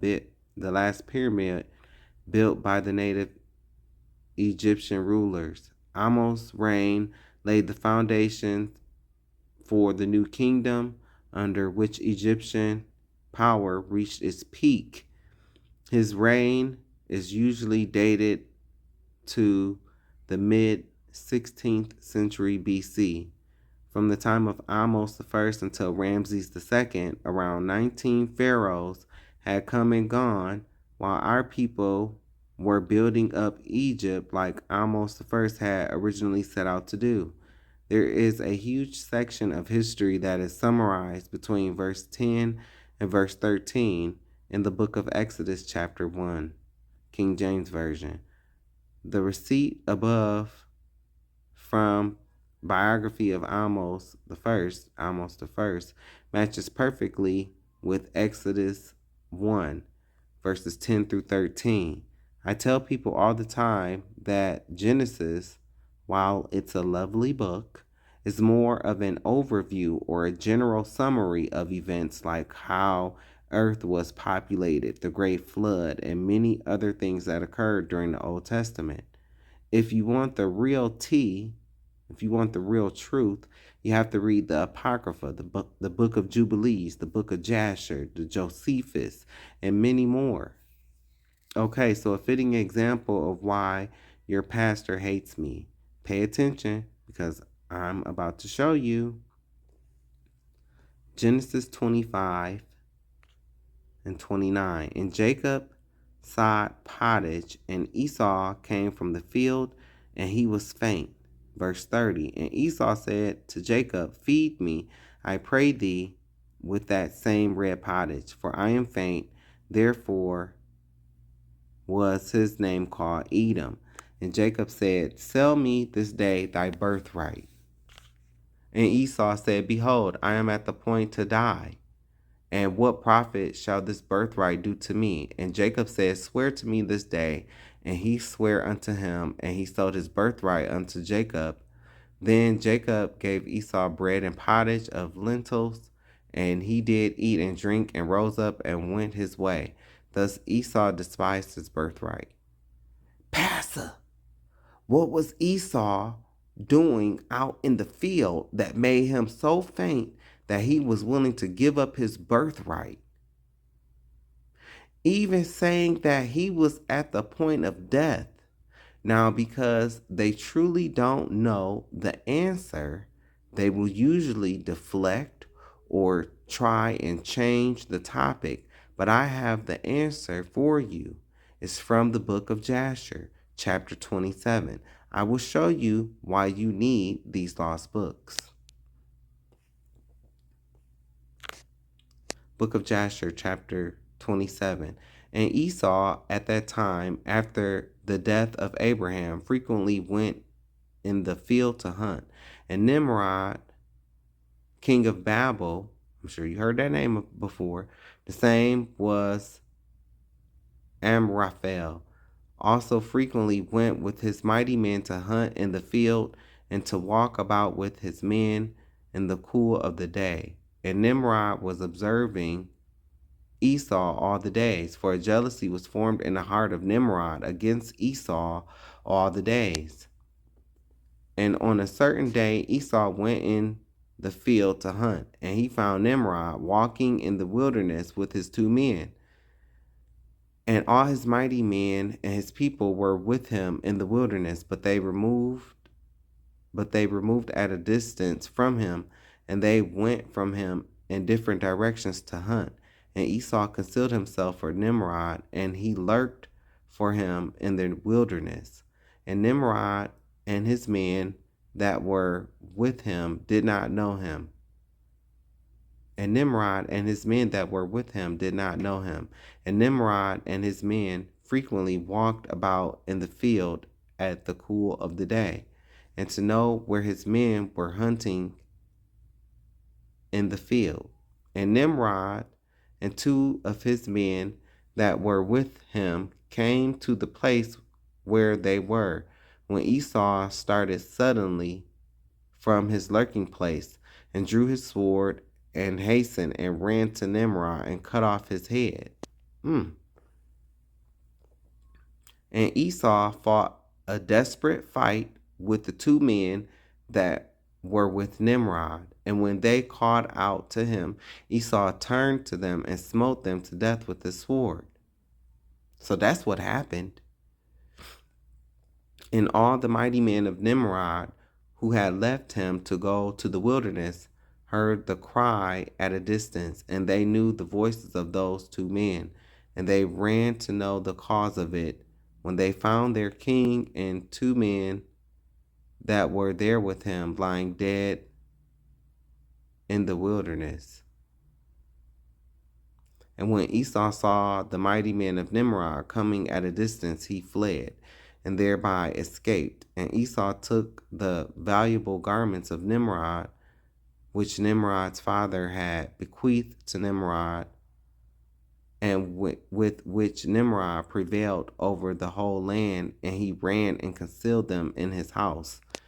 And Esau took those garments and ran into the city on account of Nimrod's men, and he came unto his father's house, wearied and exhausted from fight, and he was ready to die through grief when he approached his brother Jacob and sat before him. And he said unto his brother, Behold, I shall die this day, and wherefore then do I want the birthright? And Jacob acted wisely with Esau in this matter, and Esau sold his birthright to Jacob, for it was so brought about by the Lord. Not the devil, the Lord. And Esau's portion in the cave of the field of Machpelah, which Abraham had brought from the children of Heth for the possession of a burial ground, Esau also sold to Jacob, and Jacob bought all this from his brother Esau for value given. See, it don't even talk about that in the scriptures. It just said he sold his birthright. But see, you get the more details in the lost books. And Jacob wrote the whole of this in a book, and he testified the same with witnesses, and he sealed it, and the book remained in the hands of Jacob. And when Nimrod, the son of Cush, died, his men lifted him up and brought him in consternation and buried him in his city. And all the days that Nimrod lived were 215 years, and he died.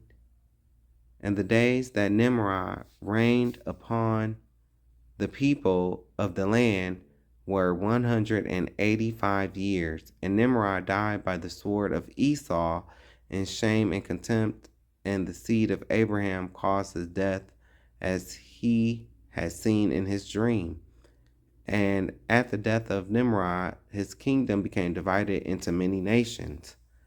And all those parts that Nimrod reigned over were restored to the respective kings of the land, who recovered them after the death of Nimrod. And all the people of the house of Nimrod were for a long time enslaved to all the other kings of the land. All of this in the book of Jasher, chapter 27, was summarized into 6 lines in Genesis 25, 29 through 34. But now you have the backstory on why Esau was faint and who he actually battled. I have spoken to many pastors who didn't even know that it was Esau who killed Nimrod, but they want to be bishops so bad. Just fake. Exodus 1, verse 10. Come on, let us deal wisely with them, lest they multiply, and it come to pass that when there falleth out any war, they join also unto our enemies and fight against us, and so get them up out of the land. Therefore they did set over them taskmasters to afflict them with their burdens, and they built for Pharaoh treasure cities, Pithom and Ramses. But the more they afflicted them, the more they multiplied and grew, and they were grieved because of the children of Israel. And the Egyptians made the children of Israel to serve with rigor. But they didn't do this head up. So they did not do this head up. So, okay, Israel was kind of, controlling a land. So they came up with a plan, right? They're going to say, okay, well, we're going to build this part of the land up. We want y'all to come in. We want y'all to establish yourselves. We want y'all to make, hierarchy. And, we're going to be here. We're going to all build this together. We're going to work together and build this together, right? Well, slowly but surely over time, Egypt started withdrawing themselves from the project, okay? And then while they was doing that, though, they was securing the armies, the politicians and all of that, making sure that they wouldn't rejoin with Israel and that they was all in on the scheme. So slowly, after they got everybody on board, slowly they started pulling back out of, the cities was known as Pithom and Goshen today. So they started pulling back, but they were still paying us. But once they pulled back, they started to decrease them wages. They started to decrease those wages to the point where they stopped giving us wages. People tried to resist, but, they got beat. The armies came, after the people. So, lo and behold, slavery. But like I said, sound familiar? Well, it should sound familiar because our recent ancestors had to undergo that same form of slavery. It is prophesied in the Bible that we will become slaves for 400 years. America is spiritual Egypt. Look at the pyramid on the back of the $1 bill. The government knows this too. Deuteronomy 28, verse 68. And the Lord shall bring thee into Egypt again with ships, by the way whereof I spake unto thee. Thou shalt see it no more again, and there ye shall be sold unto your enemies for bondmen, bondwomen, and no man shall buy you. The Most High said he would bring the Hebrews into bondage, not black people. The Most High knows the name that he gave us. It's us who don't know. I say that because we have been taught to think that our nationality is a color, but we aren't even black at all. Our skin is many different shades of brown, and I am ruddy, reddish brown, aka red bone, myself. God said that He, not the devil, would bring the Hebrews back into Egypt. The word Egypt literally means bondage. Some of you freaky people are into that type of stuff, but I am not. Exodus 20, verse 2, I am the Lord thy God, which have brought thee out of the land of Egypt, out of the house of bondage. Egypt in the Greek translation is Mizraim, which means captivity and bondage. We were in captivity and bondage under the Greeks, Persians, and Medes. Today we are under the Romans' rule, our last captivity. Deuteronomy 28, verse 68, I just read that. So again, the Most High prophesied that He will bring the Hebrews back into slavery if we as a nation did not hold up our end of the covenant. The first time that our people walked into the land of Egypt, 70 souls strong, is when Jacob and his family walked in. Nowhere in recorded history is there a nation of people that went into slavery by way of ships, except the so-called Negroes, Haitians, and the people of the Caribbean islands, and also our brothers in the Northern Kingdom as well. This time, we would have to go back into that same type of slavery that we endured towards the end of our stay in Egypt, but this time it would be worse. Then it goes on and says, by the way whereof I spake unto thee, thou shalt see it no more again. As a nation of people, we haven't seen our homeland Israel since we came here to Emesica.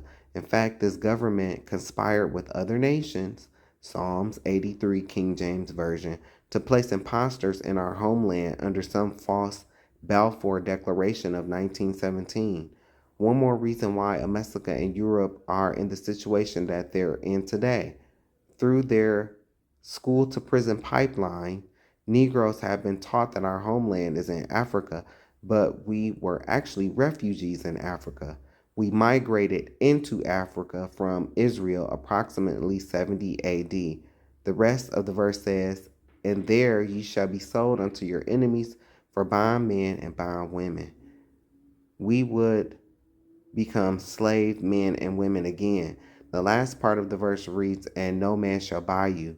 Buy means to redeem, meaning no one will save us, not MLK, the Honorable Malcolm X, or Nat Turner, whom they ate because they thought that they could gain some type of superpower from him, could save us. Not MLK, the Honorable Malcolm X, or Nat Turner could save us, and they died trying.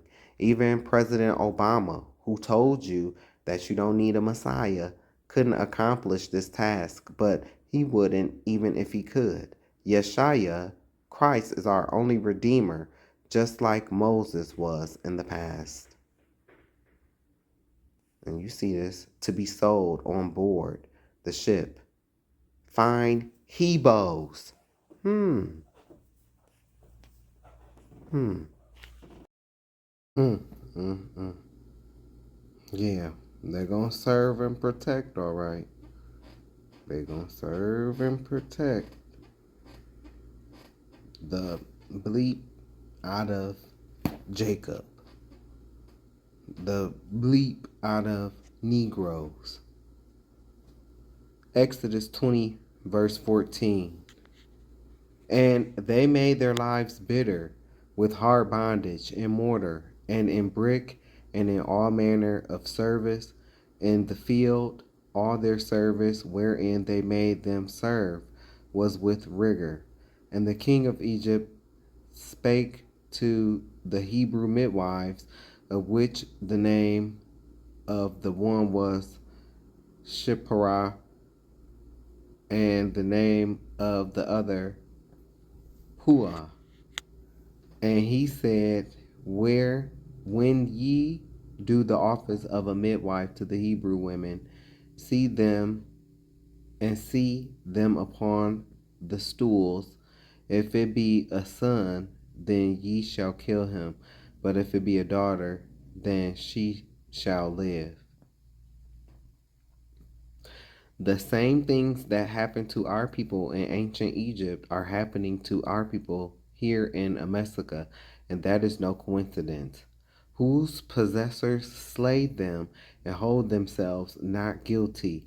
Our young men are targeted and murdered. Examples: Mike Brown, George Floyd, Philando Castile, Tamir Rice, Breonna Taylor, Sandra Bland, Dante Wright, Trayvon Martin, all of the Crips and all of the Bloods, Zopound, Latin Kings, etc. I already spoke about how our women and the LGBTQIA community are given high positions of authority only to rule over the heterosexual black man. This was ultimately done to keep division in the black community as a whole. We are all preyed upon as sex objects. This is a form of genocide. Black on black crime, abortion, and WIC, women, infant, and children. These are the same type of things that went on in ancient Egypt. Egyptians had an incredibly low life expectancy. Those who survived childhood lived to their 30s or 40s. Exodus 2, verse 1. And there went a man of the house of Levi and took wife a daughter of Levi. And the woman conceived and bare a son. And when she saw him that he was a goodly child, she hid him 3 months. And when she could not longer hide him, she took for him an ark of bulrushes and daubed it with slime and with pitch and put the child therein. And she laid it in the flags by the river brink. And his sister stood afar off to wit what would be done to him. And the daughter of Pharaoh came down to wash herself at the river, and her maiden walked along by the riverside. And when she saw the ark among the figs, she sent her maid to fetch it. And when she had opened it, she saw the child, and behold, the babe wept. And she had compassion on him, and said, This is one of the Hebrews' children. The name Moses pronounced in ancient Hebrew is Masha, which means drawn from the water. We know this to be true because Moses was placed in a basket. Some say it was made of wicker, and some say the basket was made of bulrushes or papyrus reeds. He was not floated up the Nile River like we see in the movie The Prince of Egypt. His mom hid him along the riverbank to be found. It was prophetic. The Egyptians were trying to kill us off because we had multiplied so quickly. They were scared that we would join forces with their enemies and eventually make them slaves, just like how white people feel about us today. Moses' mother was blessed to be able to still care for him. She was hired as his wet nurse by Pharaoh's daughter and raised him until he was weaned. The original Egyptians were a dark-skinned people. This is proof that Moses had to be dark-skinned in order for him to blend in among the Egyptians like Christ would do later. Because remember, Pharaoh wanted all Hebrew boys dead like Herod wanted all Hebrew boys dead. The same thing is happening among the Haitian people to this day in Haiti. Reports in regards to adoption. The list for adopting a young Haitian child is through the roof among Caucasian Americans. Exodus 2, verse 10. And the child grew, and she brought him unto Pharaoh's daughter, and he became her son, and she called his name Moses. And she said, Because I drew him out of the water. This scripture proves the meaning of Moses' name. The name Moses, pronounced in ancient Hebrew, is Masha, which means drawn from water. Here is more proof that Moses was actually a dark-skinned man. Exodus 2, verse 11. And it came to pass in those days, when Moses was grown, that he went out unto his brethren and looked on their burdens. And he spied an Egyptian smiting an Hebrew, one of his brethren. And he looked this way and that way. And when he saw that there was no man, he slew the Egyptian and hid him in the sand. And when he went out the second day, behold, two men of the Hebrews strove together. And he said to him that did the wrong, wherefore smitest thou thy fellow? And he said, who made thee a prince and a judge over us? Intendest thou to kill me as thou killedst the Egyptian?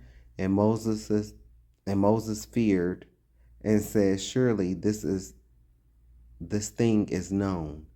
Now when Pharaoh heard this thing, he sought to slay Moses, but Moses fled from the face of Pharaoh and dwelt in the land of Midian, and he sat down by a well. Moses grew up privileged in the house of Pharaoh.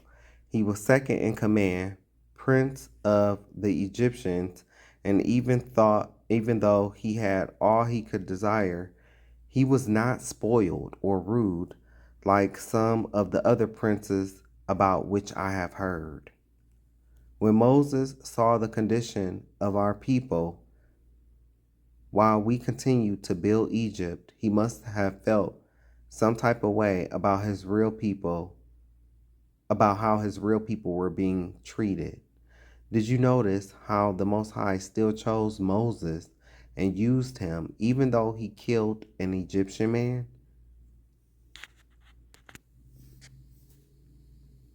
That is proof that God can still use you. You know, and this don't apply to everybody, but he do have a purpose.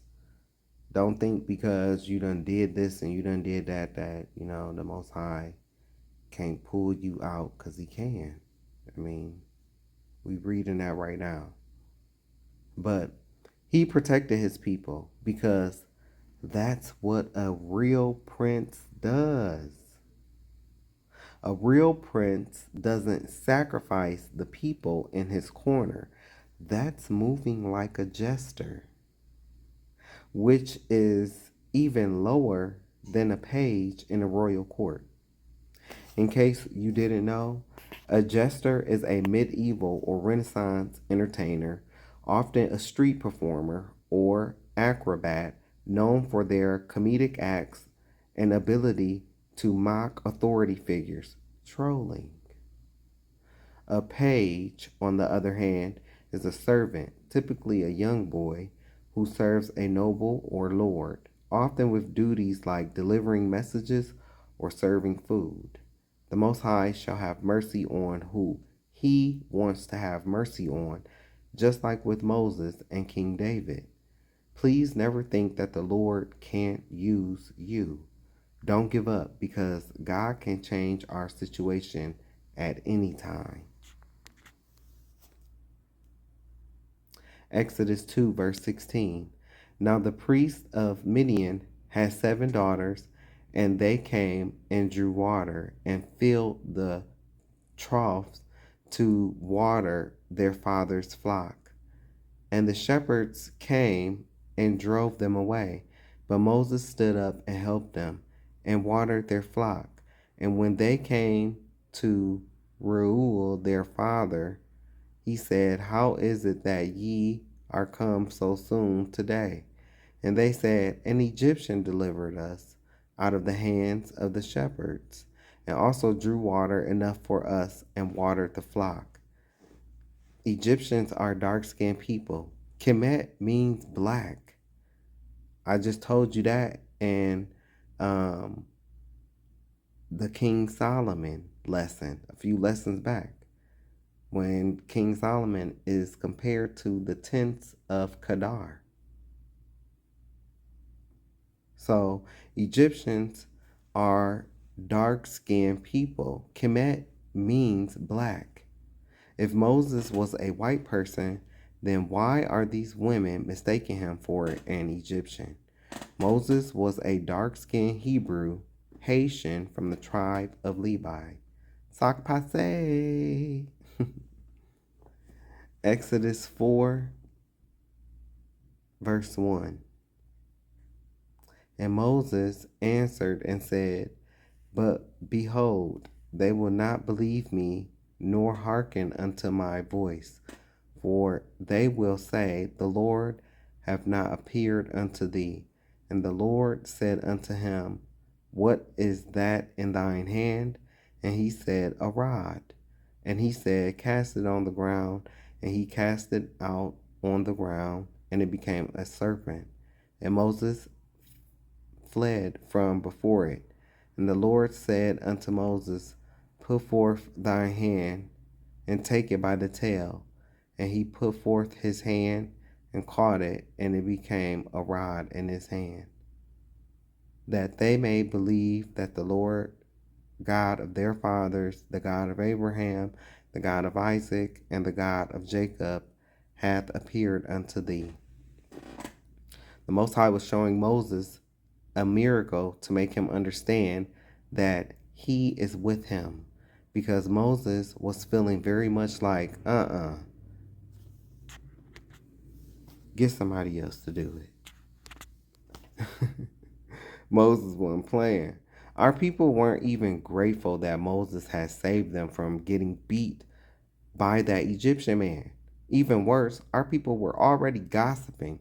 Don't nobody gossip more than black people about what happened, which is how it got back to Pharaoh. Exodus 4, verse 6. And the Lord said furthermore unto him, Put now thine hand into thy bosom. And he put his hand into his bosom, and when he took it out, behold, his hand was leprous as snow. His hand was white as snow, because leprosy means when your skin is white as snow. And he said, Put thine hand into thy bosom again. And he put his hand into his bosom again, and plucked it out of his bosom, and behold, it was turned again as his other flesh. This is the miracle that the imposter Jewish people who run Hollywood, which is, I hope you know, that the reason why they call it Hollywood, because it's all about the witchcraft and the itchy gitchy ya ta da da. Okay? And that's what it's about, the itchy gitchy ya ta da da. And they call it Hollywood because the witches, that they use the bark of the holly tree. It's a real tree. And they use the bark. That's what they make their wands out of, because they say it has magical properties or illuminating properties, whatever. But that's why they call it Hollywood, the place where magic happens, because of the witches and warlocks. They take the bark of the holly tree and they make wands with it, like when you see Harry Potter in them, but those are movie wands. This is the miracle that the imposter Jewish people who run Hollywood often leave out of their movies about Moses or the Ten Commandments. If you watch the old Ten Commandments movie with Charlton Heston, you will see what I am talking about. When Moses put his hand into his garment and took it out, his hand turned white as snow. That is a miracle. It wouldn't be a miracle at all if his hand changed from white to white if Moses was already a white person? When Moses put his hand back into his garment and took it out again, his hand turned back to a dark complexion. Leprosy has strangely taken on a different name in the medical field. I guess, scratching my head or shaking my head, the innovative word for leprosy is called vitiligo. I became familiar with vitiligo because of a documentary that I watched about Michael Jackson titled Michael Jackson Loving Neverland. Yo, if you have never seen that documentary, I highly recommend that you go watch that documentary. Yes, it is 5 hours long. Yes, I have seen it about 3 times. That man was innocent. That man was innocent. The media is a bully. The media is a bully, and they never apologized to that man. They had their guilty verdicts already, their stories already lined up. Nancy Grace is trash, man. Nancy Grace is trash. That's why her dead, frizzy hair that she poof up is to hide them horns. Nancy Grace is trash. I don't care what nobody say. If he doesn't get convicted, I'm gonna eat crow.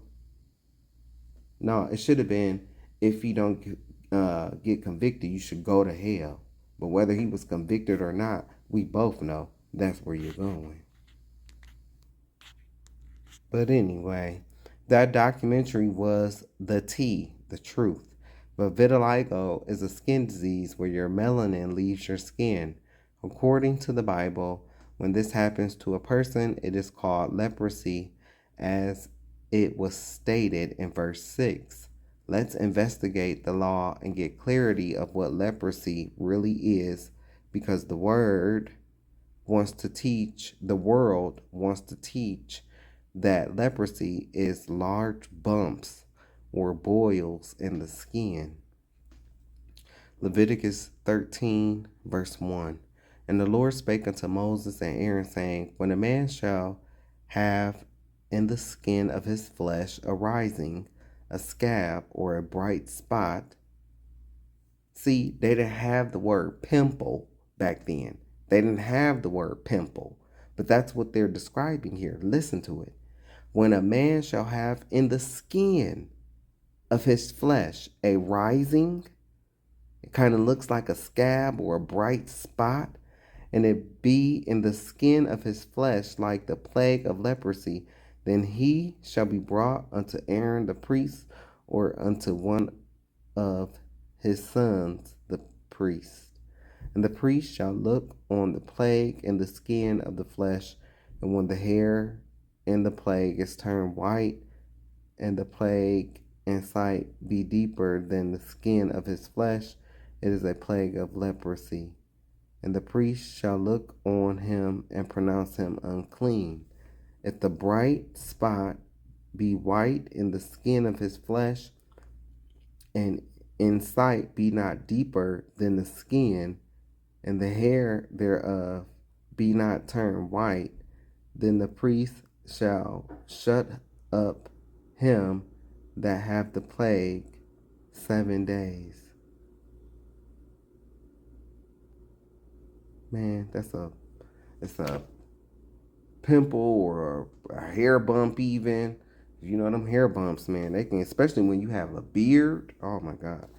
So leprosy takes diverse types of forms. Some forms of leprosy attack the hair, some attack the skin, but notice that it says leprosy is when your skin turns white, not vitiligo. In this case, the priest is trying to determine if this person has leprosy or if it is a healing scab. The priest is looking for how it looks when you have raw skin but can still see spots of melanin coming back. You know how your skin looks when you burn or scrape your arm or fingers when you peel away the scab early. It's white at first, but eventually the melanin comes back. And that is true because my aunt, one time she had fried some chicken and she had burned her like fingers, but like on her fingertips it was like white, because she burned it pretty bad. But eventually, the color all came back. So Leviticus 13:6, and the priest shall look on him again the seventh day, and behold, if the plague be somewhat dark, and the plague spread not in the skin, the priest shall pronounce him clean. It is but a scab, and he shall wash his clothes and be clean. After 7 days, the priest will look at the infected area again. If he sees melanin spots coming in, then the priest will probably send you on your way. This is undeniable proof that the Hebrews are dark-skinned people. Our true nationality has been hidden from us. It's the biggest kept secret since we have been here in our last captivity. Now the curses are being lifted from us, and our people are waking up to our true nationality and culture. People are coming back to the Most High. The Bible is our history book. It speaks about the history of our ancestors and the future of our people. 1/3 of Israel will make it into the new kingdom under Yeshua to come. Just because we are Israel doesn't mean that we will automatically get into the new kingdom, because some of our people are just too wicked to their core. All of our people don't love the Most High for real. Jeremiah 23 verse 7. Therefore, behold, the days come, saith the Lord, that they shall no more say, the Lord liveth, which brought up the children of Israel out of the land of Egypt. The Most High said that there will come a day when Passover is no longer the biggest event in our calendar of festival/holy days. This is how I know this prophecy has not happened yet, but it will happen very soon. Wake up, Levi. And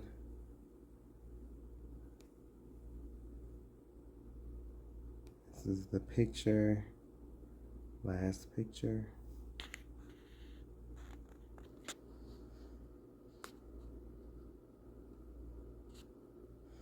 This is just giving you some. People with black skin wrote the Bible. The children of Israel had black skin. Job said, my skin is black upon me, in Job 30 verse 30. Jeremiah said, our skin was black like an oven because of the terrible famine. Lamentations 5 verse 10. Jeremiah said the children of Israel's face or appearance was black as coal, in Lamentations 4 and 8. Isaiah 47 1 through 2 states that the children of Israel had dreadlocks. King Solomon had dreadlocks that were bushy and black, according to Songs of Solomon 5:11. The woman Solomon fell in love with in Song of Solomon had black skin. Song of Solomon 1 verse 5 says, I am black but comely, O ye daughters of Jerusalem. Original Arabs had black skin. Kedar is the father of Arabian people. Ishmael had a son named Kedar. Kedar in Hebrew means black. Solomon said Kedar was black in Songs of Solomon. Moses married an Ethiopian woman. Paul was mistaken for an Egyptian. Solomon, Samson, and Ezekiel, to name a few, all had dreadlocks. Yeshua had black skin. Why would God send a white mother and father into an all-black country called Egypt to hide a white baby? Abraham was just as black as the Egyptian woman named Hagar.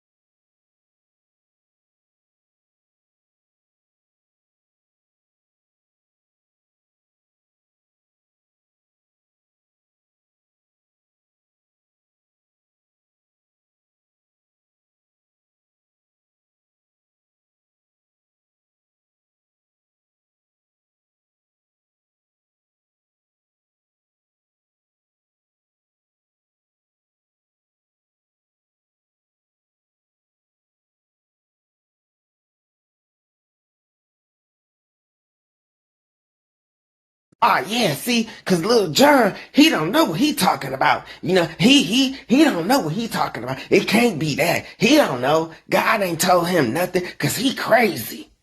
He can't know. Oh, it can't be him. It can't be him. Well, that's why we need to go and continue to sit under a building every Sunday and sit under a man who don't know nothing and can't tell us nothing, but we definitely know that little John don't know nothing.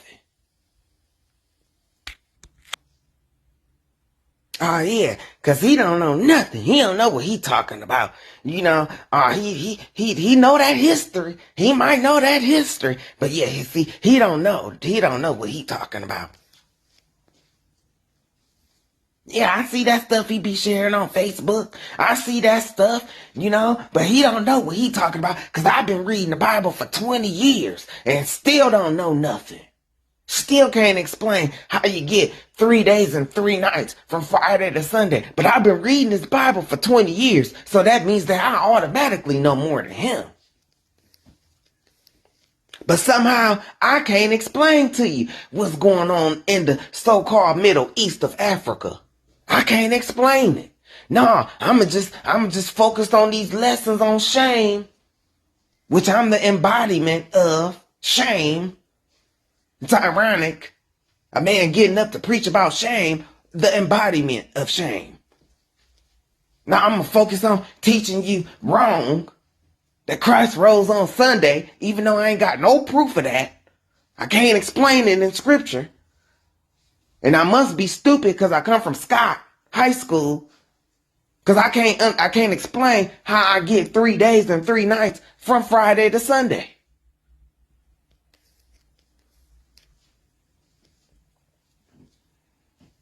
I tell people all about Psalms 91, but we don't live it because we don't know it. We don't even know nothing about King David or his Psalms.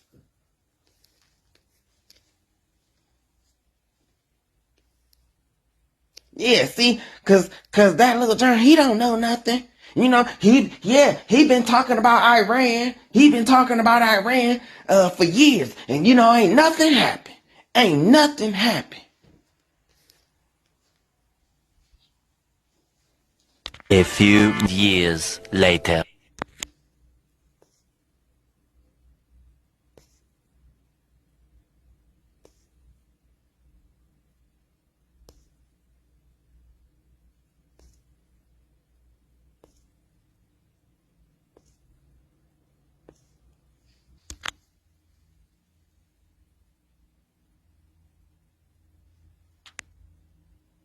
Yeah, he, which is me, don't be knowing what he be talking about. But look, a few years later, don't think Iran won't hit back. But I told you this years ago. Let me tell you how dumb the majority are. I watched a documentary on the Titanic. Long story short, it was said that most of the third class died because of confusion and not even being told that they had hit an iceberg. I seen at least 2 survivor stories, both who said a lot of people died below deck because they were waiting around to be told what to do. Directions that never came. They died waiting to be told to go up to the main deck because the boat had hit an iceberg and was sinking. This will be just like that. The only difference is that you were told. You just didn't like who the message was coming from. As if the messenger even likes your ass either. Joke's on you. But see, the messenger at least had enough love for you to tell you the truth. Even though you showed the messenger nothing but hate. But hey, that's going to be recorded. Good luck in judgment. Due to your jealousy, pride, and hate. And just think, so much that I could not tell you, shaking my head, you wouldn't even receive this. So I know you wouldn't be ready for me. Good luck on waiting to hear how this is relevant from a biblical perspective on Sunday from dudes who didn't even know that the book of Esther chapter 10 actually has 10 more verses. been scamming you out your money for years. Even in the New Testament, Matthew 23:23, King James Version, it tells you that tithes is food. Y'all. Look, these are spices. Tithe of mint, anise, and cumin, those are spices. They had a monetary system back then called shekels. It was coin. They had talents. It's like a unit of measurement, like a weight. But still, that they had a monetary system back then. And it wasn't given 10% of your shekels. No. Tithes has always been food, people. See, they'll sit up and they'll talk crap about me and what I say to you, but they ain't gonna dare challenge me. They ain't gonna dare challenge me because they know that I will embarrass them. They know this. They already know. They know that they don't know the history. These people know that they ain't as skilled in the scriptures as me. They not. And it's a blessing. I give thanks to the Most High that I do have the knowledge and able to break down these scriptures. But at the same point in time, people also be jealous because of that. Tithes is food. Tithes ain't never been money. You being duped. This is in the New Testament. It's in the New Testament. Verse that they love to butcher. They love to run to make you feel guilty, and they butcher this scripture. But even in this scripture, bring ye all the tithes into the storehouse. The tithes is meat. The tithes is the animals, the cattle, the chickens, the crops. That's what tithes are. It's not money. Your offering can be a money offering, but tithes is not money. And no matter how you want to look at it, when they have changed the word of God, they are just as evil as how you see me. Now that's the gag. God sees these men in these pulpit on Sunday who have changed the word of God from tithes being food into money, and they have deceived people, taken advantage of people. God see them as evil. How you see me as evil, God see them as evil. And actually, God see me as love, because I tell the truth. I mind my own business. I keep to myself. I work hard for everything that I have. If you did the tithe right, then he will rebuke the devourer, the locust, the ones who come and eat up all your crops. He will rebuke you. He will rebuke it. And the locust shall not destroy the fruits of the ground. So, or look, neither shall your vine cast her fruit before the time. So that means you're not gonna have an early harvest. Cause sometimes, when fruit harvests too early, it don't be as good. Like for instance, when watermelons harvest too early, they don't be as sweet as they would be if they harvest at the right time. So that's what this is talking about. But anyway, those are spices listed, not shekels and talents. Their monetary system back then, just dumb as fuck. I remember somebody tried to tell me about old wine and new skins. I said, no, doofus. It's actually talking about that old bullshit that you be preaching on Sunday that has no effect on the people. Your doctrine is the old wine, and my teachings are the new skins. Old wine, you not being able to explain how you get 3 days and 3 nights from Friday to Sunday morning. New skins, Christ was placed in the tomb on Saturday, the real Sabbath. And no, I'm not no Seventh-day Adventist, which is a cult. I'm not in a cult. And he rose on Tuesday. So that's the new skins. Christ was placed in the tomb on Saturday, and he rose on Tuesday. That's 3 days and 3 nights. See how I can explain that, but you can't? I will give you the date I did in the past. It's still there if you want to go find it. But today, I don't cast my pearls before swine. Amesica was used as a bully. The imposter Jewish bankers used Amesica's army to go into foreign lands to steal the resources. In Isaiah 2, it even says in the last days that when the Jews are placed back in the land, there will be no more learning of war. Well, if those imposters are the real Jews, those imposters have been in Israel since 1948 and have had nothing but war. So who's lying? It ain't God. It ain't me. I'm just pointing it out. Somebody lying. It's them, because they are not God's chosen people. You can find everything else out but this.